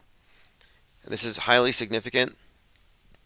If you look back at MAGA and the brainwashers behind it, people like Michael Flynn having people pray to the Archangel Michael, well, what's wrong with that? Well, maybe nothing. Maybe there's nothing wrong specifically with praying to this angel. But the thing is, the I Am Temple is this doomsday cult from the late 80s. And many of their teachings have worked their way into the Q New Age sewage, which is what Q is. It's a lot of New Agey stuff. And their whole cult was based on channeling the angel Michael. And this cult, called the Summit Lighthouse, or the Church Universal Triumphant, I refer to it, this MAGA thing, as the Church Universal Trump, because they've repackaged this doomsday cult. All of its members went into bunkers because they thought China and Russia were going to nuke them. It didn't happen, but that's because they stayed up all night praying and chanting about it. So you could credit them with having saved all of our lives. But they would routinely pray to the Archangel Michael, and there's this viral video of a bunch of MAGAites and General Flynn channeling the angel Michael and his 7 rays. Just strange stuff, nothing that we're not used to here. But here is the opening prayer at the RNC. Heaven. And President Trump, Saint Michael the Archangel, defend us in battle. Be our protection. Now, I think there's some significance to this that also ties into another theme with Saint George slaying the dragon. There's this recurring theme, but I've seen Michael the Archangel also invoked. They talk about the armor of God, Ephesians 6:11. These are just kind of staple little symbols that they invoke. But yeah, bringing up Michael here is kind of interesting. Against the wickedness and snares of the devil. May God rebuke him, we humbly pray. And do thou, O Prince of the heavenly host, by the power of God, cast into hell Satan and all the evil spirits who prowl about the world, seeking the ruins of souls. Now, you only hear this type of rhetoric on the right because the right wing, traditional concepts of sin, traditional religion, are still holding on to this. And they're all about moral panic. They're all about this archaic concept of sin and good versus evil, Jesus and Satan. But the left wing has left all that behind. They look down on it, but they've embraced new analogous replacements for it. So for the left, they might scoff at this, but they have a new concept of sin, they call it the virus. They have a neo-eschatology, they call it climate change. They have a heaven, they call it space. Their priesthood are scientists. That's a one-to-one parallel across the board. So you have trad right, progressive left, two sides of the political horseshoe, opposames, as David Icke would say.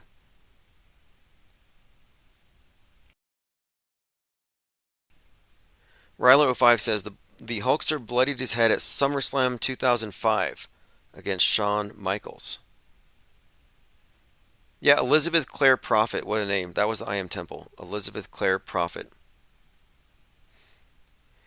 Dinah South says maybe he was forced to select Vance and was threatened and had to act out this fraud. Well, that's one of the guardrail theories, is that they shot at him as a warning, accept Vance or else. But I subtract. I take the negative route. I don't trust the screen. I have no faith in media. I have no faith in Anderson Cooper, Megyn Kelly, none of them. None of them I just don't find them inherently trustful because I think they are reality compromised. I think their head's in the box and they're in no position to tell me what's real and what's not. So when I see these various stories coming out, I'm like, anything that says there's more to the story than what the news said, that's MSM plus. That is accepting what they told you. oh no, there's more to the lie.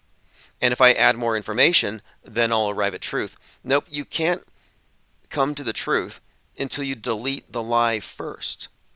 But if the lie gets a pass, whatever you add onto it is just gravy. It's just like seasoning. Just add on to it. You're not taking away from the fundamental flaw here. So MSM Plus is, oh yeah, what we saw on TV happened, but there was a shooter on the water tower they didn't show us. And there was a shooter in the bleachers. And there was a fill in the blank. You can add in all kinds of stuff. But at the end of it, you're left with believing and then some. And I say, take the negative route, the subtractive route, MSM minus, subtract what you can't verify, and that might require that you wait a few days for more information. And if you can't verify it, don't believe it. So if I don't believe he got shot, why would I be looking into second shooter theories? Only the people who got duped are doing that. They're running laps around the water tower, looking at pictures of ladders, wondering about malfeasance, talking about the deep state. They're all lost in fantasy. That is an alternate reality game. And I'm not playing. I think I opened up Autohoaxology 101 with the War Games quote, which is, strange game, the only winning move is not to play. And that refers to mutually assured destruction, specifically. In the context of the movie, it's a military supercomputer talking about nuclear war. But I'm saying that this can be applied to Psy-War, to the war in your mind. And the Psy-War is a strange game, left or right. If you take a position, if you assume the screen isn't lying, if you enter the alternate reality game, you automatically lose. It's a rigged game, and the only winning move is therefore to not play. And we're not playing. We're not engaged. This is inactivism. This is pure ivory tower.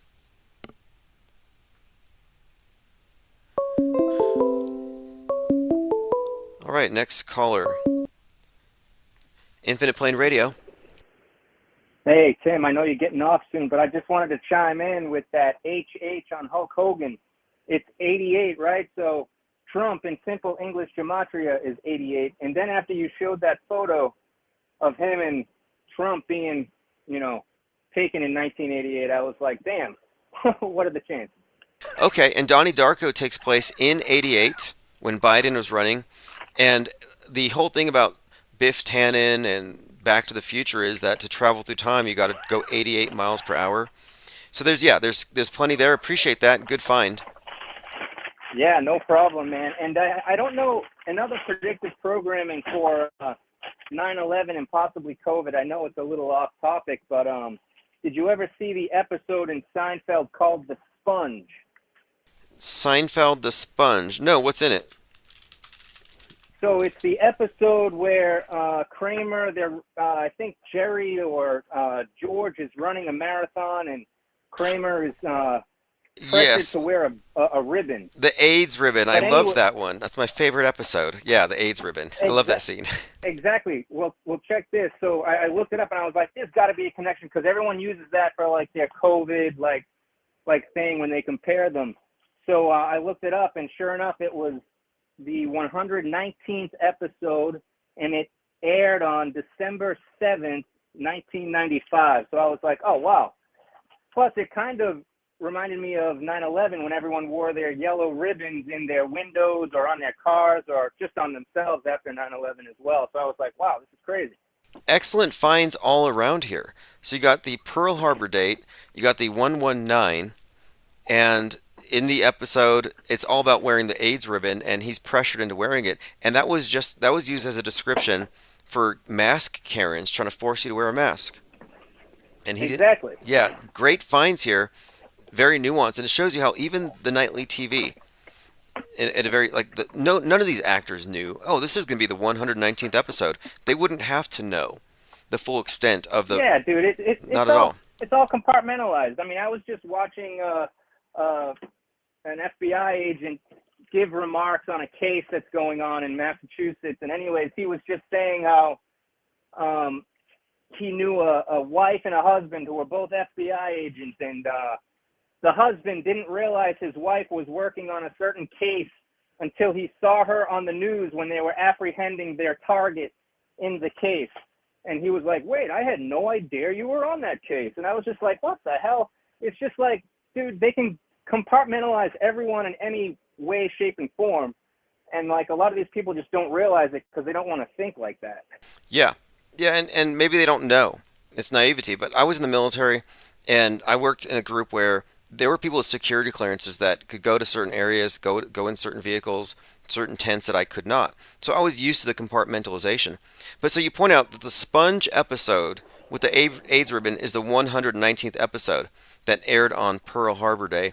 Well, check this out. There's a show called The Office, and their episode that came out 10 years before the pandemic on 3/11/2010, somebody had flu, and everybody was freaking out because somebody was wearing a mask at work. This was predictive programming and even had a song, Cats in the Cradle, with flu references and kids homesick with flu. The point of it is, this is 10 years before to the day. Guess which episode it was in the comedy series The Office? Well, The Office had a lot of episodes, but I don't know if they had 900 of them, did they? No, was it the 911? The 119th, just like the one you cited. Oh, 119th. Okay, perfect. That's kind of weird, isn't it? Another 119th. Oh, exactly, man. I mean, these shows, these metascriptors, do you think the metascriptors know what they're doing half the time, or do you think they're being fed kind of like that comedian you were talking about earlier? Yeah, I happen to think that it's like soldiers and generals. There's ranks, there's a need-to-know basis in the mind war, and there's no reason to think that the people at the bottom are anything more than order followers. And what is an actor but an order follower? Say this, do this, exactly. Look here. And we have so many examples of the season numbers and the episode numbers, like 3/11. Season 3, episode 11 of Colony has a ground zero in Seattle for a reset of society. We have numerous examples. The Assassination Run episode of The Boys, season 4, episode 8, is so consistent that this is high-level planning, and we're just examining the architecture of it. Yeah, exactly. I mean, it's crazy, too. I mean, just speaking, because Colony, what's that? Is that Netflix or Amazon? Netflix. And this is where this is the one, 3/11, where society has a reboot after an alien invasion, and it starts in Seattle's the ground zero. And I'm like, that's one of the clearer examples we have. Wow, crazy, man. Well, Sam, dude, always a pleasure listening to you, especially while I work and get through my day. So keep it up, man, and I'll keep listening. And you have a good weekend. Thank you. Likewise, and appreciate the call very much. Thank you. All right, another excellent caller. Tomorrow is Infinite Plane Saturn Day, and we'll be opening up phones for all kinds of topics. Great call. We have so much. Josh Lebsock says 88 live viewers. Yeah, Kramer getting beaten by the ribbon supporters. So what the caller reference here is an episode that we used to play in 2020, where Kramer doesn't want to wear the AIDS ribbon, but he's marching with them, and it becomes this kind of he's just trying to be himself, and he calls them ribbon bullies. So that is the 119th episode, and the ribbon bully thing, and then he was connecting the ribbon to 9/11 and the people with the ribbons. Seinfeld ribbon bully. I'll find that clip. It's pretty good, actually.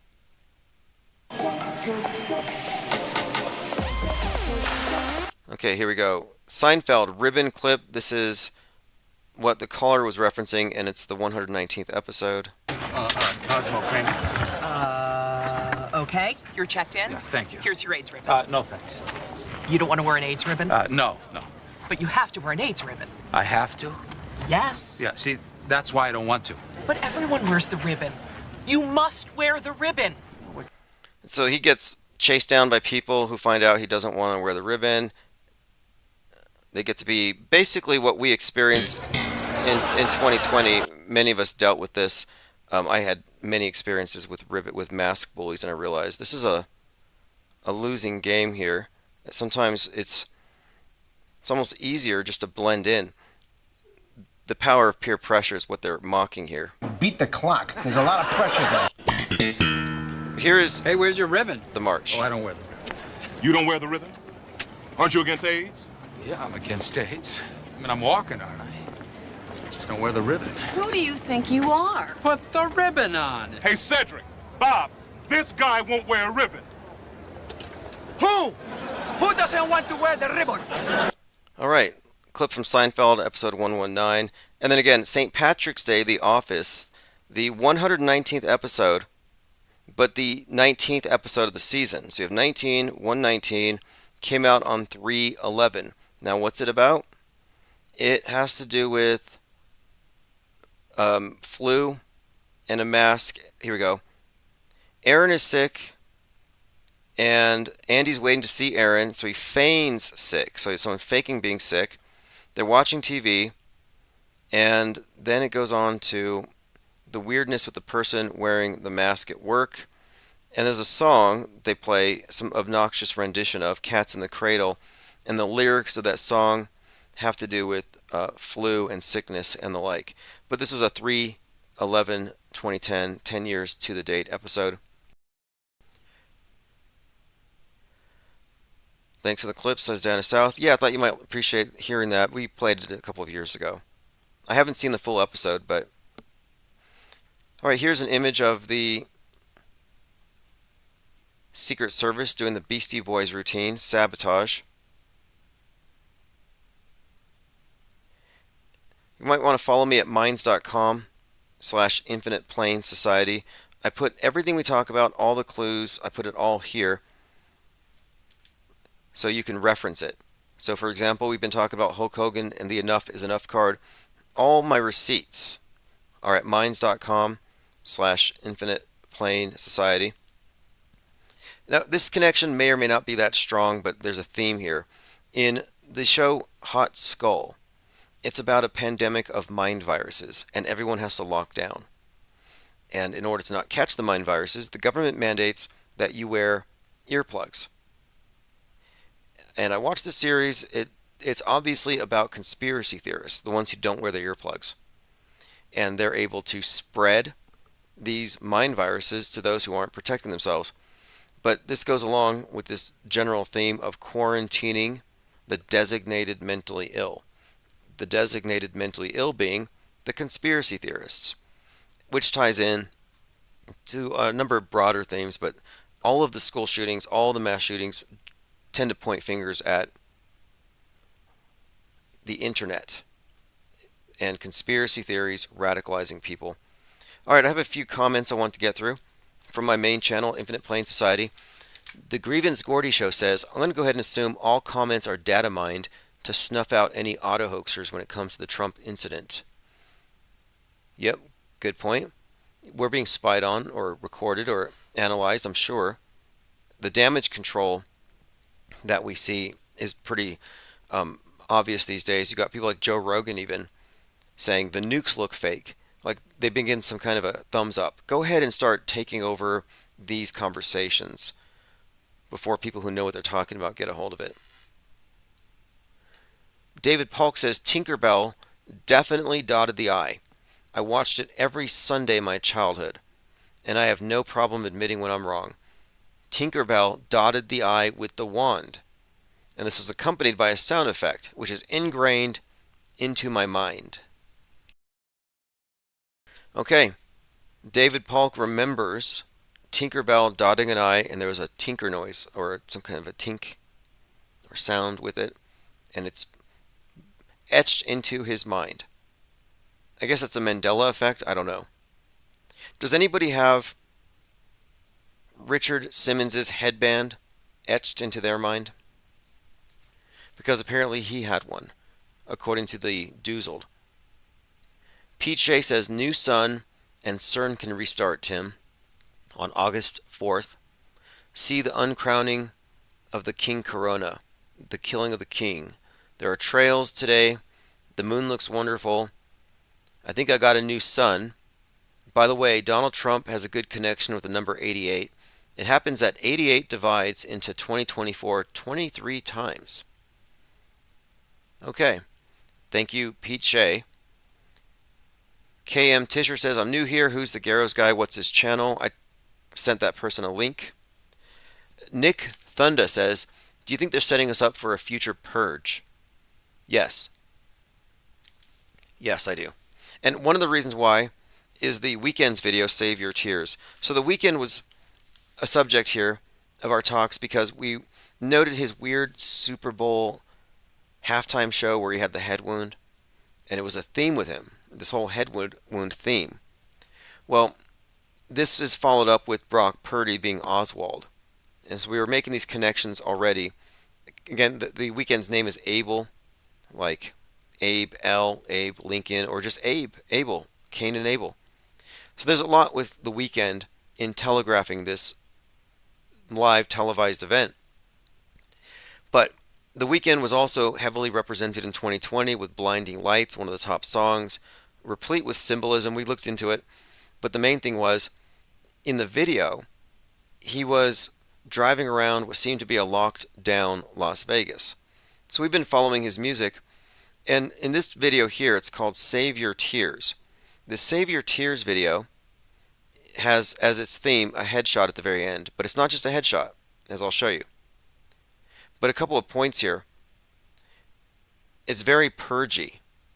Save Your Tears is very purgy. So I think one of the meanings might be that the worst is yet to come. But let me play this part here because we're talking about a Super Bowl halftime performance with the bloody head wound. He gets this award with the head wound. And I believe he got the award, what was the date? Because there was something to the date where he received it. Here's an image of him with his head wrapped up with his bandaged face. Oh yeah, it was on 11/22. So on November 22nd, he gets on JFK's head wound day, he gets this award. And again, this is all part of this story they've been putting out there. He's one of the propaganda messengers. And so one of the main themes of the story is what? A fake headshot. Well, here's Save Your Tears, and look at the last 30 seconds of the video. Gun to his head. And by the way, the scenery around here, it's pure Kubrick. It's all eyes wide shut. And he pulls the trigger, and it's fake. And everybody claps. So what's the meaning of it? I think you have to be in the eyes wide shut club. You have to be pretty high up to be informed about what these things mean. Or you have to be Metascript decoders. So if you check out the video, it's got Kubrick all over it. Headshot, fake headshot. Very layered, but very interesting overall.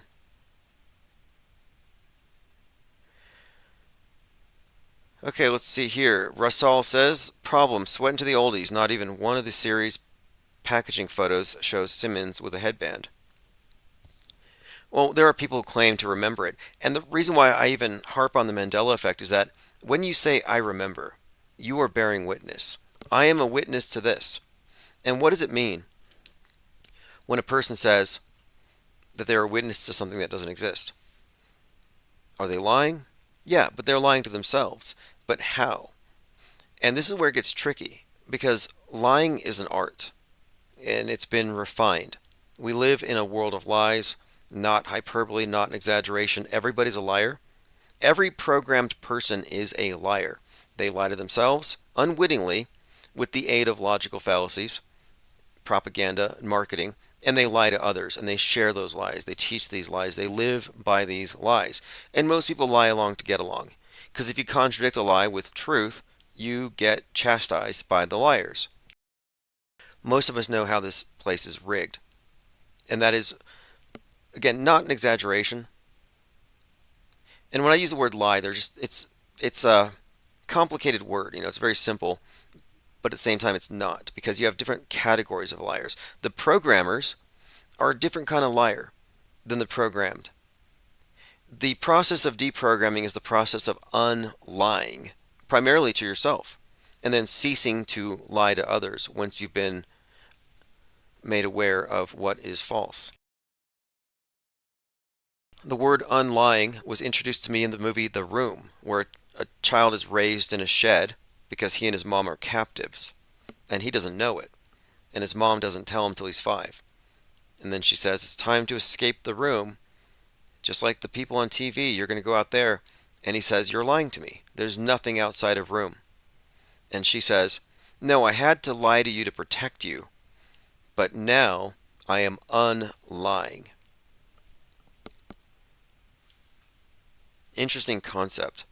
So when you're looking at someone who's Mandela affected, they have accepted a certain kind of lie, where they lie to themselves, or they conflate a prompted imagining with an authentic memory, but in there is a lie. Sometimes you have to look very closely to find it. Sometimes it's sneaky. Like, for example, what are they spraying us with?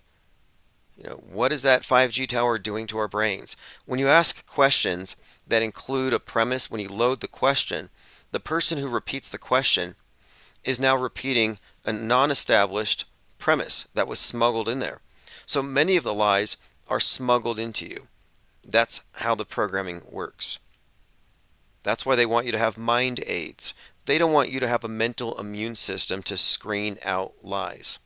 And we do. We screen out lies with something called skepticism, which means withhold belief until you have facts so you can know it. So you don't become a believer trusting a source, but you become a knower or agnostic on any given topic. Why would you settle for less?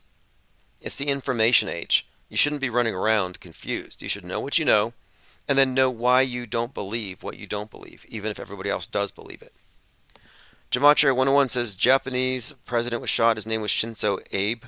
Yeah, Abe Shinzo, former Japanese PM. He's basically their version of Trump.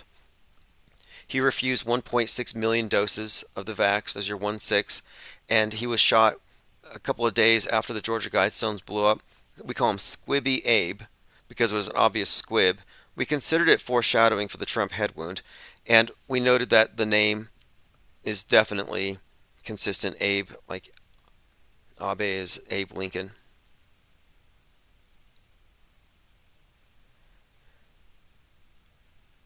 Okay, moving on. Salty says, anyone can purchase that peanut butter. What are you talking about? Mango says it wasn't Jif. Well, when you look at Jif or Jiffy, the problem is this. There's no room on the label to squeeze the whole word Jiffy. So it's Jif. And even if it was Jiffy, you would read it as Jif because the Y wouldn't be visible on the screen. There are a lot of people who think Chick-fil-A deleted the K, or that the reality shifted, and Chick-fil-A used to have a K or didn't have a K, and they're confused about the K. Well, no, Chick-fil-A has a K, always has. Look at the sign. But if you buy French fries from Chick-fil-A and you get the box, when you look at the box of their waffle, crispy outside, potato fries, cooked in canola oil, you'll often see on the wrapper, even on their burgers, it's CHIC. The K is on the other side. And that happens so often that you can understand that if you're always looking at only this particular angle and the K is wrapped around the side, you might not notice that the K is there. And where are you forming your memories from? Are you memorizing it based on the sign that you see, that you glance at when you're pulling in, or on the French fries in front of you? So here is an example. These are Chick-fil-A waffle fries. CHIC, there's no K. So you can understand how someone might create a false impression. So they are technically correct. I remember it without a K. So then you get the Mendoozler. Hey, you want to join my club? Find out if you're a reality shifter. Do you remember Chick-fil-A with or without a K? And you're like, yeah, I remember it with no K. No, it has a K, reality shifted. You show them the logo, their minds are blown. But sometimes reality can be ambiguous. Sometimes you need more information. And here's one more point I need to make. Every Mandela effect is a binary. It's either with the K or without. There's no other alternatives. Why is that? It's because it's a trick. It's a sleight of mind. It's not about reality shifting. Reality wouldn't merely shift into a binary if reality's fluid. And it's worth talking about this because the people who are engaged in this are under a form of a spell, but it's basically they're lying to themselves, and they're justified in presenting these lies to others because they don't recognize that what they're doing is lying. When you're advancing a lie or a mistruth, you got to take responsibility for it. You're either a witting or an unwitting liar. Which is worse? Well, the witting liar, you could argue, is worse. Who does more damage? Unwitting liars. Because if you look at the number of programmed versus the programmers, the programmed, that is the unwitting liars, far outnumber the deliberate liars. Okay, there's so much going on. We'll continue this conversation tomorrow when we go into Infinite Plane Saturday. Girl says, I have residue that shows Kit Kat with a hyphen in the middle. Residue. So if you have residue, you should put that in a museum. You should put it on eBay. I would buy it. I would buy a Kit Kat wrapper from another dimension. Kit Kat does not have a hyphen, but according to the Mandela effect, it used to. You can find examples of it with the hyphen if you search Mandela effect examples. And this is the gaslighting. This is the trick, actually. This is how people get fooled. So now you're presented with something that doesn't exist and the real version in the same screen. Your subconscious is not processing these as, oh, that one's real, this one's fake, scrap that one. No, both of these are going into your memory banks. Now, when somebody says, hey, do you remember the Kit Kat logo? You're going to have both of these, because of recency, playing such a role in recollection. These are going to be brought to mind first. This is called retroactive interference, where the interrogator presents you the option that isn't true to give it equal weight to the one that is true. And then they gaslight you. Are you sure you remember this one? When they ask you, are you sure, they get you to question your perceptions. And for most people, that's all it takes to get them to doubt just enough to lend credence to the alternate version. You get them to say, I'm not sure, I'm confused, maybe this. When it comes to the Mandela effect, you have the added dynamic of the social group attached to it. If I believe in the hyphen in my Kit Kat logo, I'll have 1,000 new friends. We can talk about it all night. But if I don't, I'm a zombie that didn't make the cut.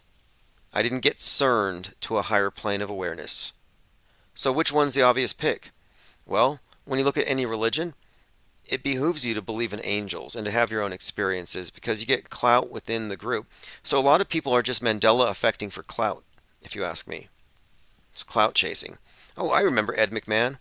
In fact, my best friend's cousin inherited some money because his grandmother got one of those checks that they were passing out. You see how that works? It's clout. All right, this is Auto Hoax or GTFO. Thanks for joining. Thanks to all the callers, and thank you to the chat. We'll continue this conversation tomorrow.